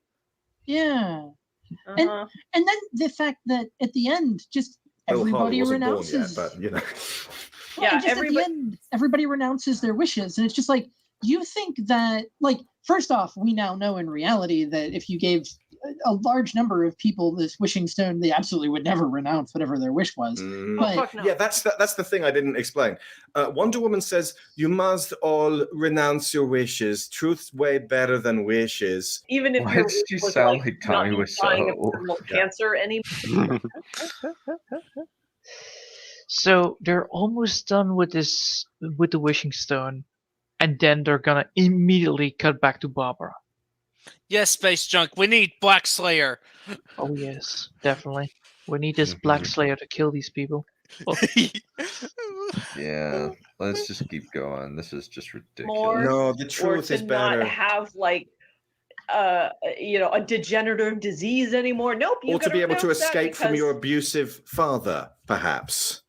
or an abusive relationship. Yeah, exactly. Like Abusive father is a reference to the fact that Mr. Alex Shaw's dad was an surely asshole. would have had to wish for world peace. Yeah. Surely someone had to make that wish. Yeah. Right? And then like she's on, no, the truth is better. But we've already said she hasn't lived among humans. She hasn't had relationships with humans. She doesn't even seem to have friendships with humans. So she's doling out fucking Themyscira philosophy from a bunch of immortal women who don't have to deal with any of this shit because they're living 3,000 years ago. Yeah, And they don't have the same consequences. They And don't there are really have no the men same- fucking it all up specifically. And Diana at no point in this movie lives up to their standards. Like at no point, because it's Steve who makes her like renounce her wish because he's like, "Are you like? Come on now, you have to do this." And even to the very end, she's resistant to it. Like at no point do I believe Diana believes the things she's saying. And I could believe that she could maybe, having learned that she has to let go with Steve, she could find a situation with one character for whom this is applicable. Barbara. Them one-to-one, knowing what they've gone through.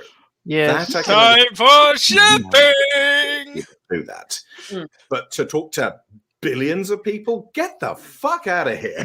It's so patronizing. It's also worth noting that after all of this, and after this whole sequence, which achieves precisely nothing, the way that the world is saved is not by everybody renouncing their wishes. It is by Lord renouncing his wish, because his wish was to be the wishing rock, which means that he undoes the whole thing, sticks all the fingers back on the monkey paw, and everything just disappears. They say monkey paw So so much. appealing to everybody in the world was completely pointless because it was achieved. You in should the just have end, gotten No. focusing on him. They don't establish that everything was undone by Maxwell Lord undoing his wish. Yeah, but one of a big flaw of the movie is that they did the climax, then end scene, no slow build up to explain what happens after that climax.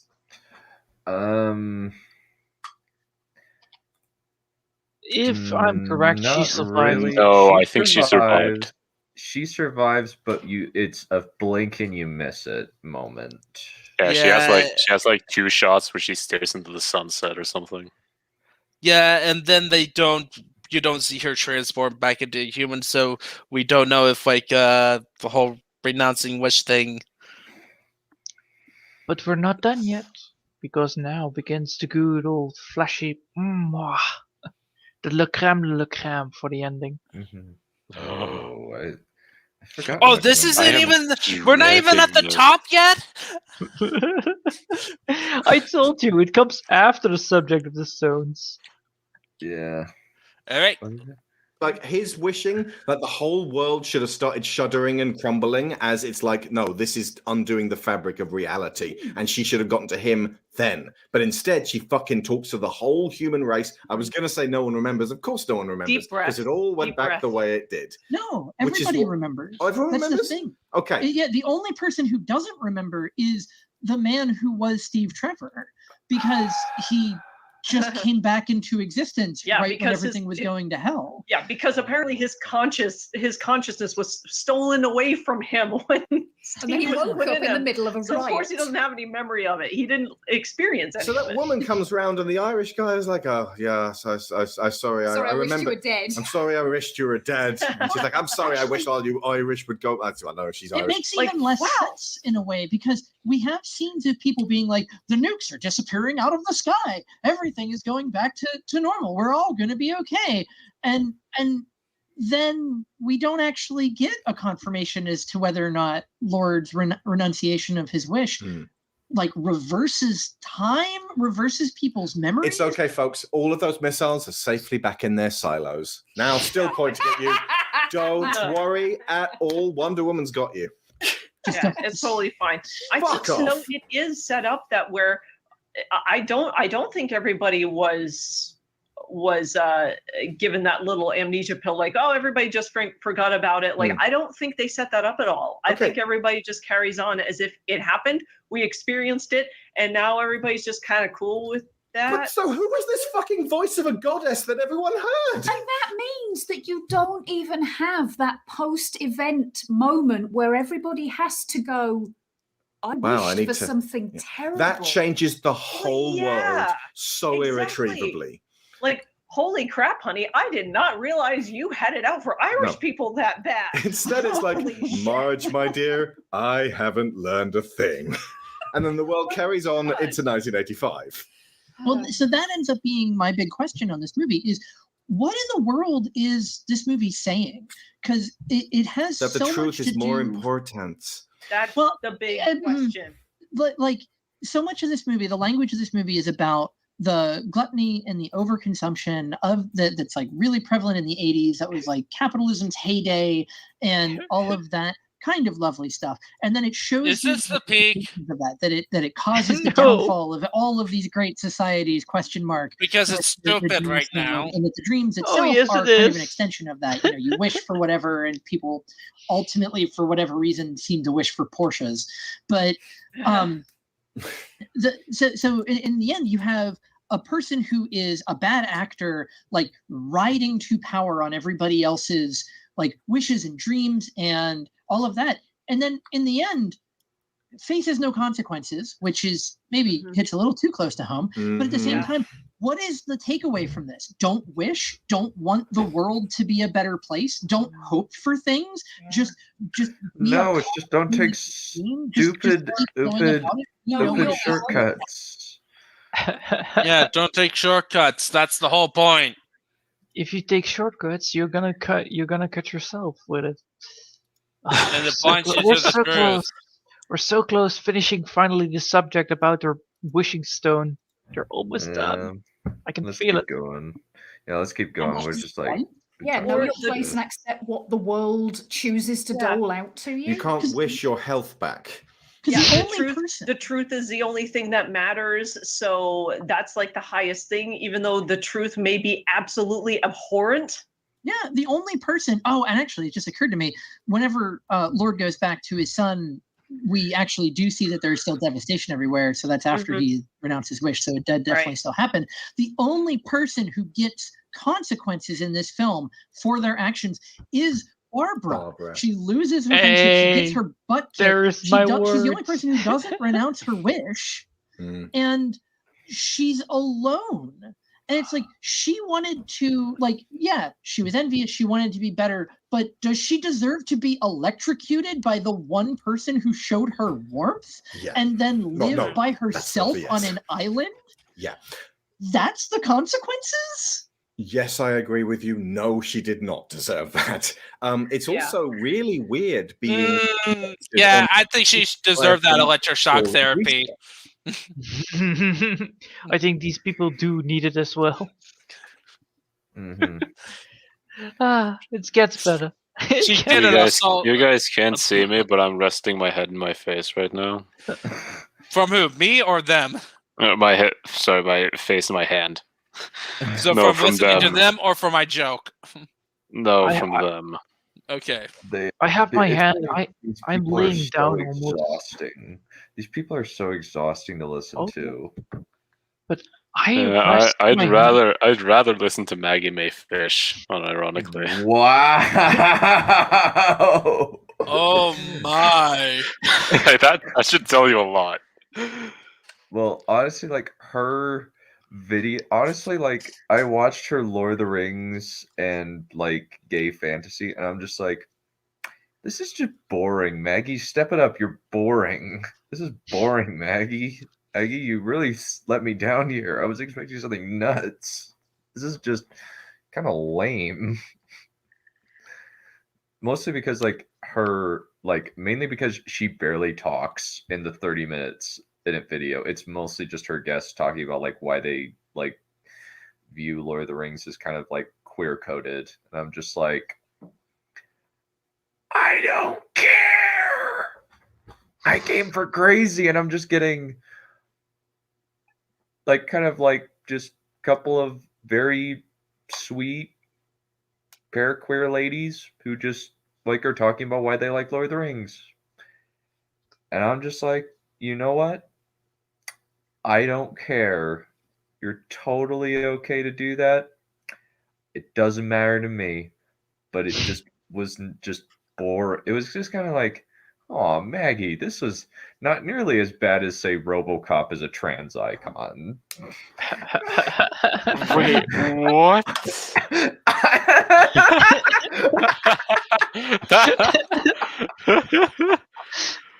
Oh my Yeah, god. I would agree with that. That's definitely way more worse than. Yeah, or I'm saying that what is it? That a better way to view the Star Wars prequels is Obi-Wan is cucked Anakin and is the dad of Luke and Leia. Oh my god. Where's the shotgun?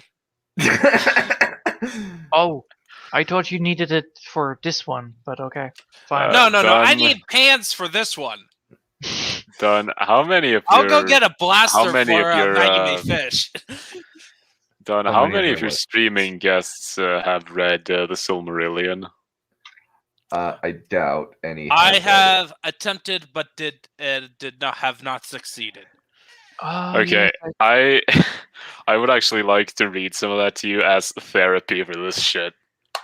Cool. I forgot. Oh I yeah, haven't like read it- there's I some haven't good. read it in its entirety. I just know what happens in it by Yeah. reading like Yeah, synopsis me once. too. Since Done. like the Silmarillion is so long. And it's basically a history book. Yeah, it's basically an encyclopedia disguised as a backstory book, a prequel Yeah. book. But guys, you forgot these people brought us the greatest thing ever. You know, the best thing ever. What was it again? The demisexual, the demi-pansexual raccoon. No, wheel. didn't Gandalf inspire Merlin? That was no, that's Anomaly Inc. That's Ah, Anomaly yes, I Inc. totally forgot about that, but I almost feel like oof. The But video that Anomaly Inc. managed to make me a simp. Yes, Wheel of Time is way longer, but the Silmarillion is kind of just a long lore book. Yeah, the difference It's is basically that like as it's far kind as of I like know, the Bible. It's very much the Bible of Middle Earth, and it's told in a very similar style. Where it's just like in the beginning was Eru Iluvatar, and he sang the world of Arda into existence along with the Valar. By the way, for those who don't know, the Arda is the entire planet that Lord of the Rings takes place in. Middle Earth is a is continent. it more like a disc? Yeah. Well, yeah, it used to be a disc. It becomes round during the Silmarillion. Oh, okay. Nice. Okay. But yeah, when Numenor sinks, the world turns around. Oh, okay, that's weird. That's kind of interesting. I actually like the think prose once I get into it, so I can probably read the Ainulindale to you guys on the next writer's showcase or whatever. Yeah, the Ainulindale is really interesting. I have not read the Silmarillion in its entirety. No, I have read. I have read a lot. I've also been I told have that I read- have a really good narration voice. So Yes, you do. Yeah, you do have a I've- good voice as opposed to me. I've like read me. a large. I've read a large section. I've read a lot of like the World of Ice and Fire. I've watched a lot of YouTube videos that kind of covered the information in the Silmarillion, by a lot of pretty good Tolkien lore people. I need to like. I kind of like get this Silmarillion. Like the Silmarillion, like is mostly just like a lot of setup, Backstory and backstory, description. backstory, There's a lot of description, essentially. and like a lot of like the weird, the complicated like nature of like the elven families. The fact that like, oh, this person here and this person there became aligned with this person, and there was great unrest throughout the land because of Morgoth and how he stole the Silmarils and a whole lot of stuff. So I'm just like I was just like, yeah, I did take a like Tolkien class where it kind of like goes into a lot of this symbolism and stuff, which is really interesting. Like I got like, since my university, like I said, there's a Tolkien class. And I'm like, I am taking that class. Yeah, I had a Tolkien class too. Wait, you guys Man, have Tolkien class? I'm glad that we're talking about something better than this podcast. Yeah, let's keep going. Oh, Let's just keep one more going. thing. The curveball is now going back. So yeah. Yeah. This is Yeah, the curveball. kin strife was, yeah, the kin slaying was definitely a very, very bad thing. Yeah, the best. Yeah, he was High King of the Noldor yeah, he was King of the Noldor for a long time. If they don't care about the truth, why should we? Why should we? Yeah, exactly. But I think this kind of lends us very. Is this a handily curveball? to that very final Yes, fight this is. between Barbara and Diana, right. and all of the what the actual fuck was going on there. Okay, Sharon, before we start this, could you just explain the golden armor and why it mattered before it turned up later? Because this bugged the shit out of you, and I want to give you, because you haven't been able to talk that No, much. no, that's fine. I've been yammering. That's absolutely fine. The reason that the whole setup with the golden armor made me swear. Oh, you shouted. I was very cross. Okay, Ooh, I so remember this part. Diana tells a story to Steve early in the film, or rather, Diana's lariat tells a story, because apparently it can now do that. I think she says at one point, it doesn't just find the truth, it tells the truth. But it basically just means that she doesn't have to just do this story verbally. She can show him it with visuals and everything. So there is a warrior of the Amazonians called Atista, Arista, That's Fatima, Alana. Stop it, because I'll Havana. never remember if you do that. I want to say Artemisia, but it's not. Random Amazonian warrior princess. Blah blah blah. Yep. Xena, the Amazon princess. Araminta. Oh my god. Astara? Astara. Astara, thank you. Okay. Thank you, Yeah. Victoria. Okay. But Linda Carter. it's in the Just film. say Linda Carter. And it's at the end where it doesn't matter. Yeah. So The mid-credit scene was the best Fuck part. pants. Pardon my so language.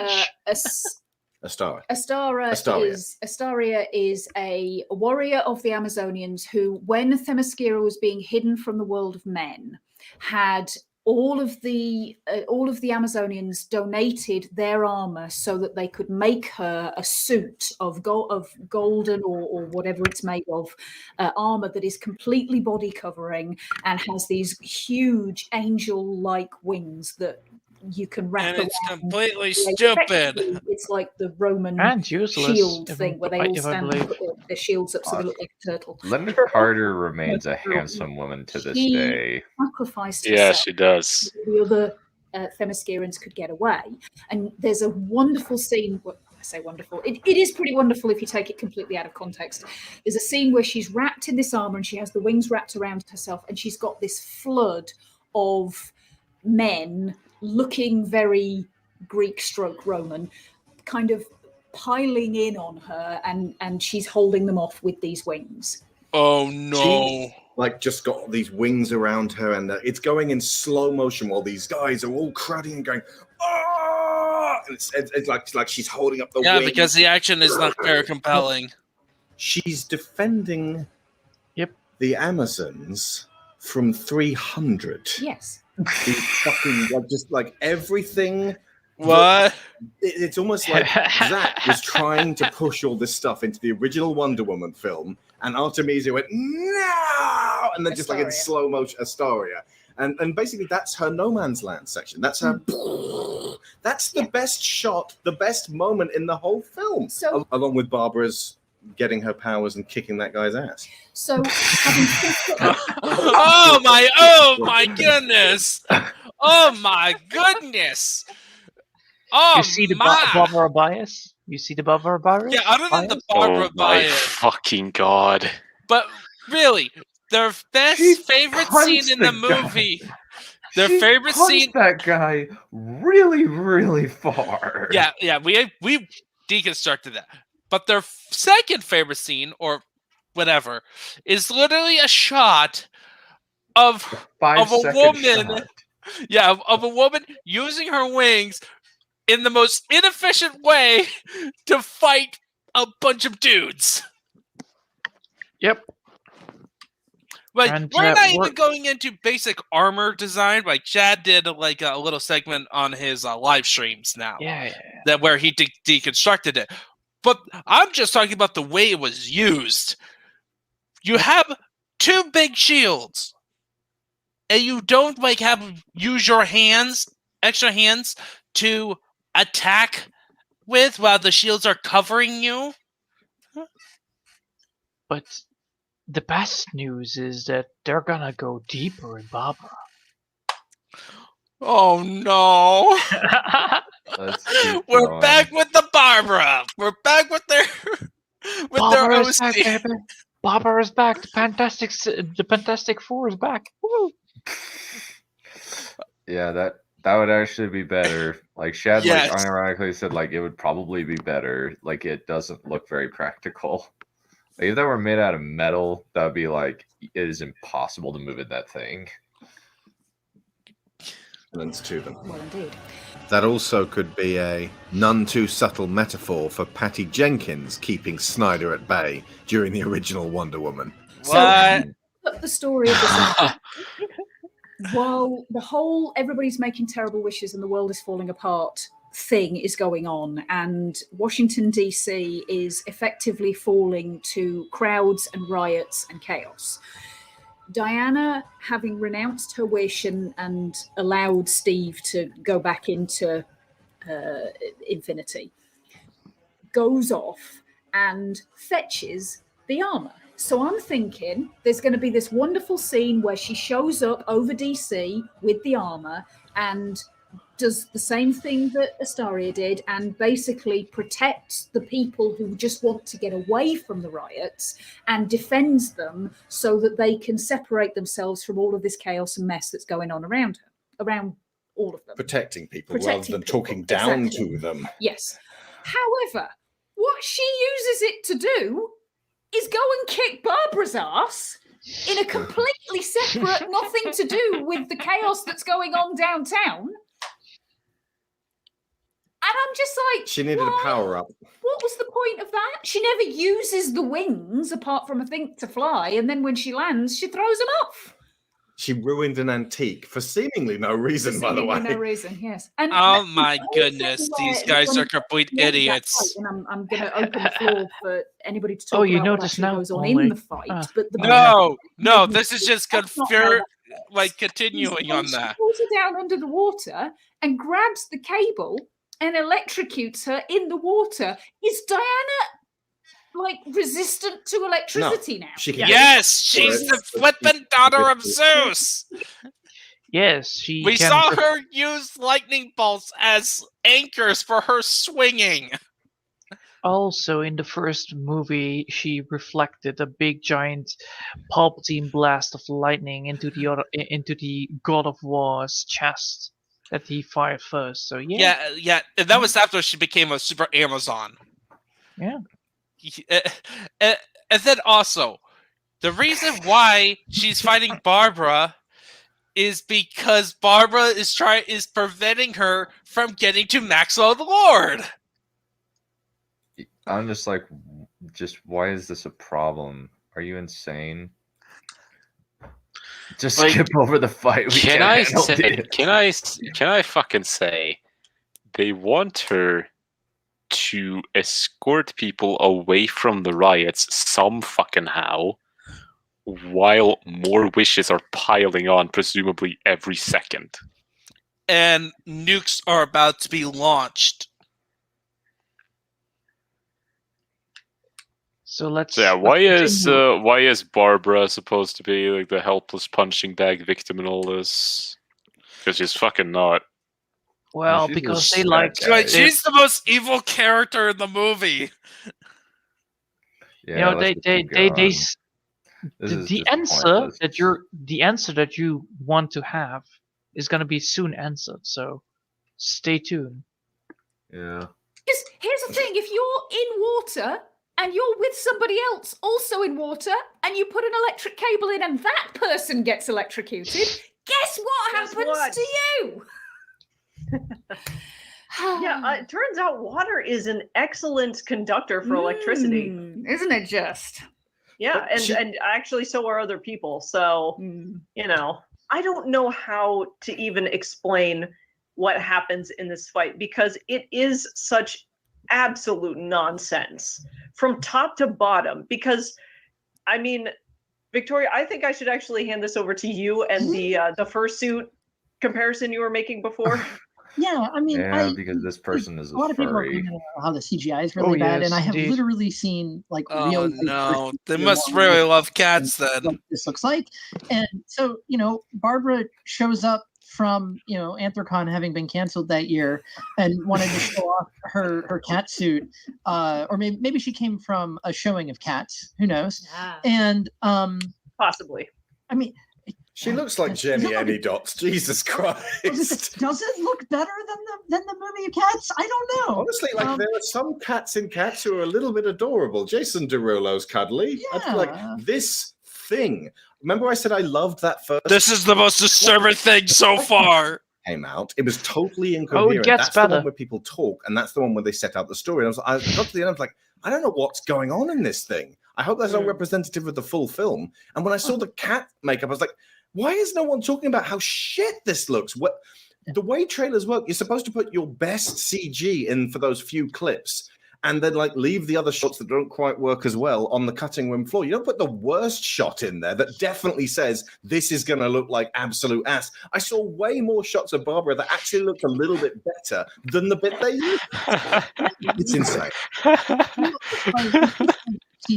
It's called work in progress. It's called work in. Sometimes they just put. Sometimes they just have. They put in shots in the movie that is not as good in the trailer, but is great in the movie. Is because it's still being worked on, but they need that shot for like marketing purposes. I have some good news. This is not the worst thing they're gonna be saying. Oh, really? Oh, okay. So we got their cats fetish. We got their stupid. Okay, what could be dumber? Trust me. Yeah, superhero punching, but like, so Barbara's like a cat person for shrug reasons, and Diana She shows wished up. to be an apex predator at one point. I think that's where they get that from. She says sort of. that line, and then Max Lord is like, "I'm going to give you some of this wish and juice, so you can." Yeah, I'm going to give you a whatever." second Yeah. wish. Again, breaking the rules that they've already established, and also a throwaway line that happens in 2 seconds that could have been completely missed if you just like looked down at your phone for 2 seconds. It's even stranger than that because he says, "I give will. her your power. I give her your ferocity," and I'm like, Are tigers making wishes? Are cheetahs making wishes? Do they have? I wish for a really tasty Are they zebra. sentient beings now? They have TVs in the zoo. Like it's just very strange to me. But so Their inner furry are being exposed. The suit of armor. Oh, that is yes, shaped definitely. like a bird. So the cat beats up the bird, but then Diana shows the cat its secret weakness, water, and then the fight is over.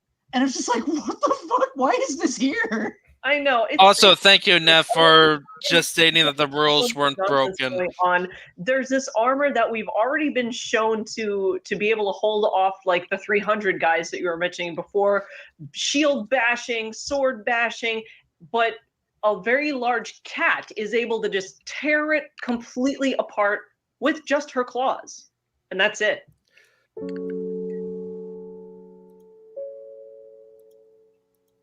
And now begins the best part of this whole damn thing, of this beautiful curveball that's So going to be I think the representing. thing I'm going to end on is a serious promotion for a film nobody saw called Professor Marston and the Wonder Women, which is about it's a biopic about the creators of the original comic, William Moulton Marston and his wife Elizabeth, and a woman named Olive. And the three of them become romantically entangled and actually make a go of it in a deeply intolerant 1930s and 40s society, making it one of the only movies about polyamory. Like they don't exist. Any movie It's about just a curveball. make a go of it when there's more than one person No, this ends is in the fucking stupid tragedy piano and misery.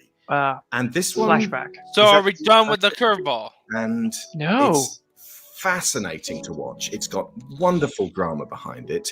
It's actually really well acted, even by Luke Evans, who I don't If I'm normally correct, like. there is still some particular. parts Rebecca left. Hall, But is this man is amazing in keeping it. on talking So, about yeah, his stuff. Like I said, it came out around about the same time as Wonder Woman. It is not official or licensed or authorized in that regard. It deals Move with on, like you trying piece to of push junk. through Go, elements of go, the Wonder go. Woman comic, Talk and all the people faster. at the time going, "What is this bondage and all of this?" These folks were You very almost ahead of their swallowed the word, time, though. and if you read my books, their connection. You wrote books. I don't want to read your books. Yeah, that is- Unironically, he has a giant library. He's got this whole thing of an interconnected multiplane universe. I don't even know how that works, called the New Century Multiverse. If you ever decide to read those books, I will kill you. I will kill you and count me in. Oh yes, definitely. Definitely, I would obliterate this man. I would be laughing along with everyone. I don't know. He's mostly just kind of boring. Oh, we're almost So- there. We're so close. Well, let me briefly show this since I think it's relevant. Let me share this. I feel like, you know, Tom and Jerry when Tom is, you know, that reading that book and laughs like and then puts the second Yeah, book. it's okay. Yeah, it's like the first book in the series is Let Them Go, but you can start with any of the stories. They take place within interconnected worlds within the same tale, with various characters appearing in multiple adventures. Each title has a subgenre: Gothic, Supernatural Gothic Survivor, Jungle Fantasy Drama, Gasland Fantasy Comedy. Yeah, I guess. Some of the faces look very weird. Yeah. Like there's a only bunch some of books in them. this. There's like a bunch. There's like Panther Soul, Nightfall of the Wendigo, Stone Spring Maidens. Okay, Uncivil these covers Outlaw, are pretty bad. Let Them Go, The Christmas Thieves. Uncivil outlaw. What? Yeah. The Wait a minute, Princess Don. Did you just say Fall of the Wendigo? Nightfall of the Wendigo. That's his latest. Is Fucklechuck Wendigo in it? Why is it a what? Wendigo is supposed to be zombie-like creatures. Why is she looking like a normal person? I don't know. It's like the Probably Katar- they were trying to go for the Native Americans. Like, oh, she's a Native American. Yeah. Oh, just wait till he gets to the advertised section. We're not done yet. I hope we finally can get to the last part where, you know, the trans woman is gonna be talking that she really likes Barbara because she looks like she is or something like that. Harry Thomas. Mm-hmm.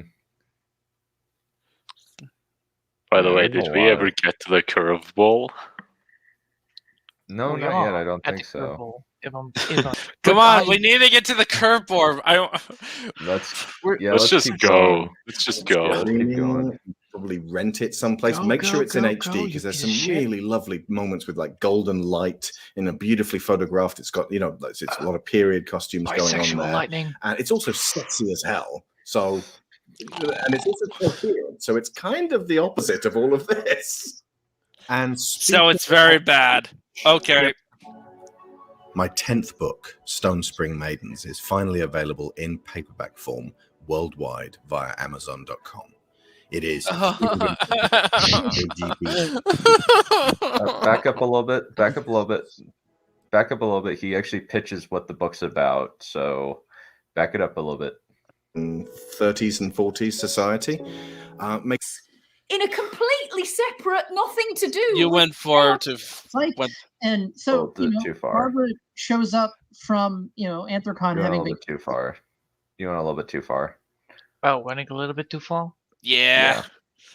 So do I need to move forward or? Yeah, forward. Yeah, move forward. With just her claws, and that's it. A little in a bit further. deeply intolerant 1930s and 40s society. Yeah, let it be. Yeah, forward. The only So like here or? Yeah, about But there. Yeah. movies about polyamory, like they don't exist. Any movie about people trying to make a go of it when there's more than one person ends in fucking tragedy and misery. And this one is actually kind of uplifting, and it's fascinating. Because most polyamory relationships ends in misery. Really well acted, even by Luke Evans, who I I have don't no idea normally what like he's in saying, particular. but I still hate Rebecca it. Hall is amazing in it. So yeah, like I said, it came out around about the same time as Wonder Woman. It is not official or licensed or authorized in that regard. It deals with like trying to push through elements of the Wonder Woman comic, and a lot of people at the time going, "What are this bondage and all of this?" These folks were very ahead of their time, and if you read my books, their connection was very inspirational. Their connection. So Oh, yeah, that is no. Professor Marston. And So the Wonder porn. Woman. You can probably find it Yep. streaming. You can probably rent it someplace. Make sure it's in HD because there's some really lovely moments with like golden light in a beautiful Wait, photo. is this guy a professor? Costumes going on there. Professor Marston and the Wonder Woman. It's about the creator of Wonder Woman. Oh, I thought he was calling himself a professor. No, but saying that to watch stuff on HD, yeah, it's query porn. The internet was made for porn. So yeah, Yeah, it is clearly I don't porn. need to pay for porn. Yeah. I can find it online very quickly, so don't try. Yeah. Don't trust me on that one. Yeah, let's just keep It's also going.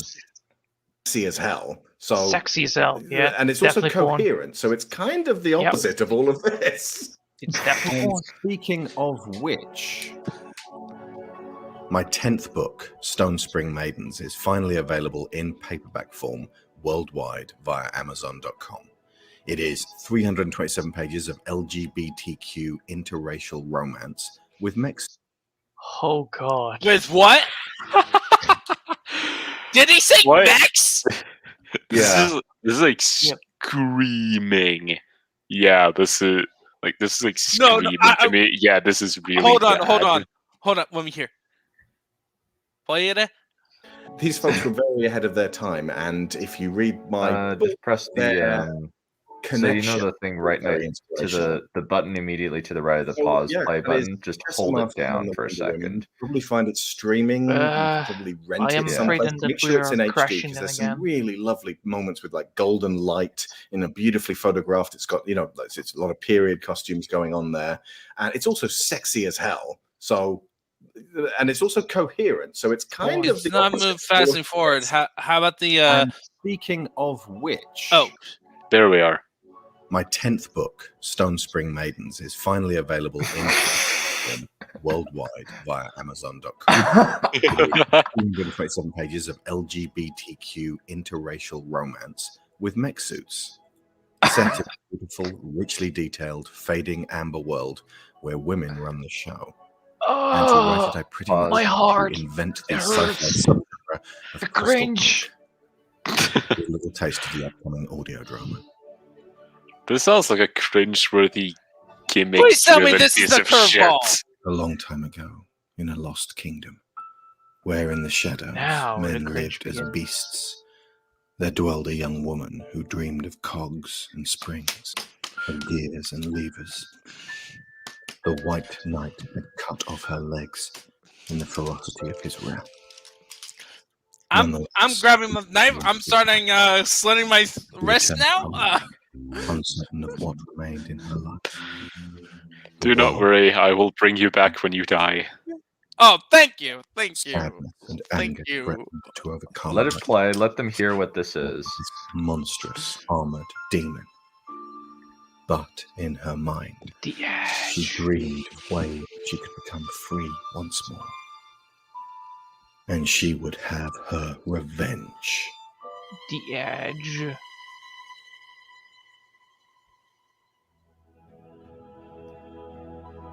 The New Century Multiverse, Stone Spring Maidens, is on Amazon right now.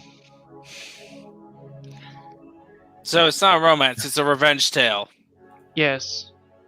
That too. And if you're supporting us on Patreon, make sure you go download your I think we can call that good. That's it. We're done. There's nothing else in this podcast other than a departures thing. That is the worst part of this podcast. How dare he ruin the gloriousness of Mecca? How dare he? How dare he? No! He made his own mecha female mech suit. There's porn. also he had his own Animorphs book. He has his own gothic horror book where he can screw around with those. It's Mecca. He should never. Why? No, Mecca is a crime against humanity. Mecha is fucking awesome. Yes, I know. Mecca is awesome. That's why he should have never touched it. It's a crime against humanity. Yeah, All this right, guy. loading Yeah, the gun now.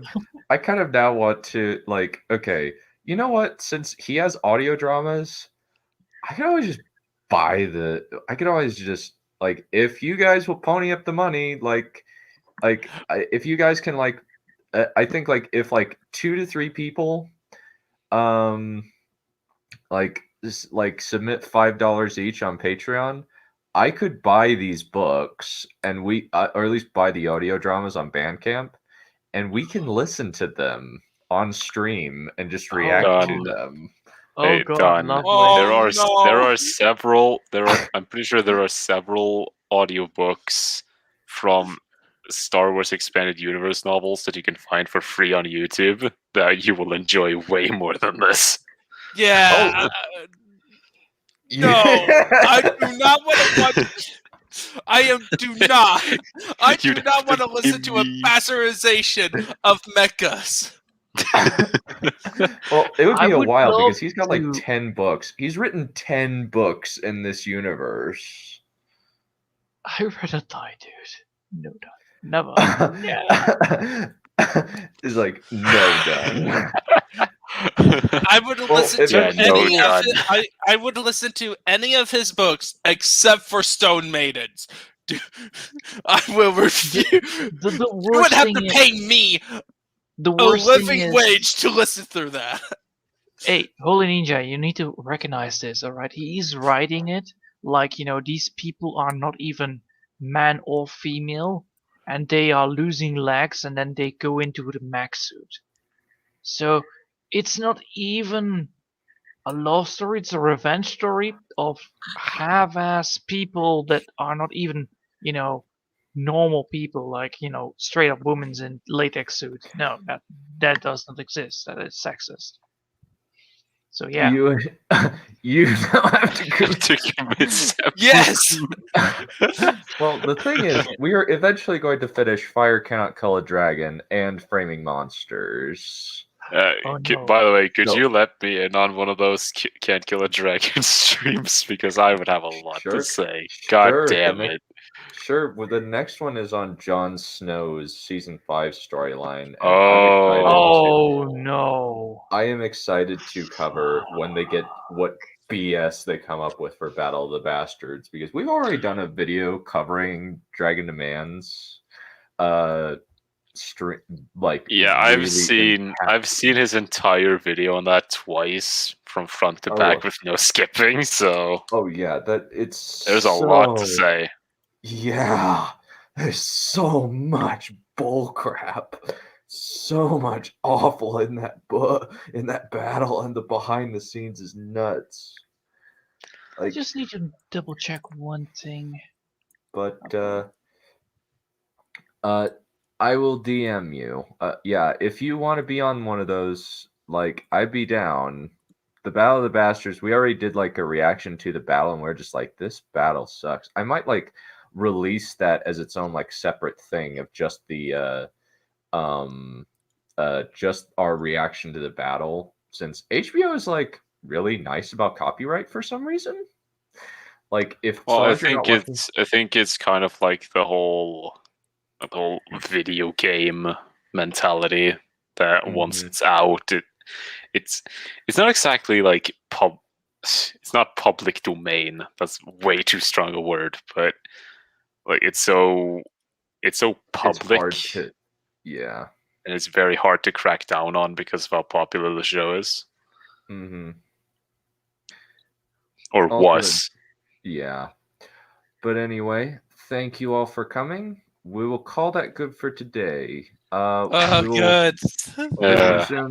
Well, tomorrow we will actually be starting a little bit earlier. We'll be starting at 11:30 MST because I need to do some errands for my mom, unfortunately. Like, I need to be the chauffeur for my little sisters. So it is what it is, but it'll be a little bit earlier, but we'll see. Anyway, fairly well.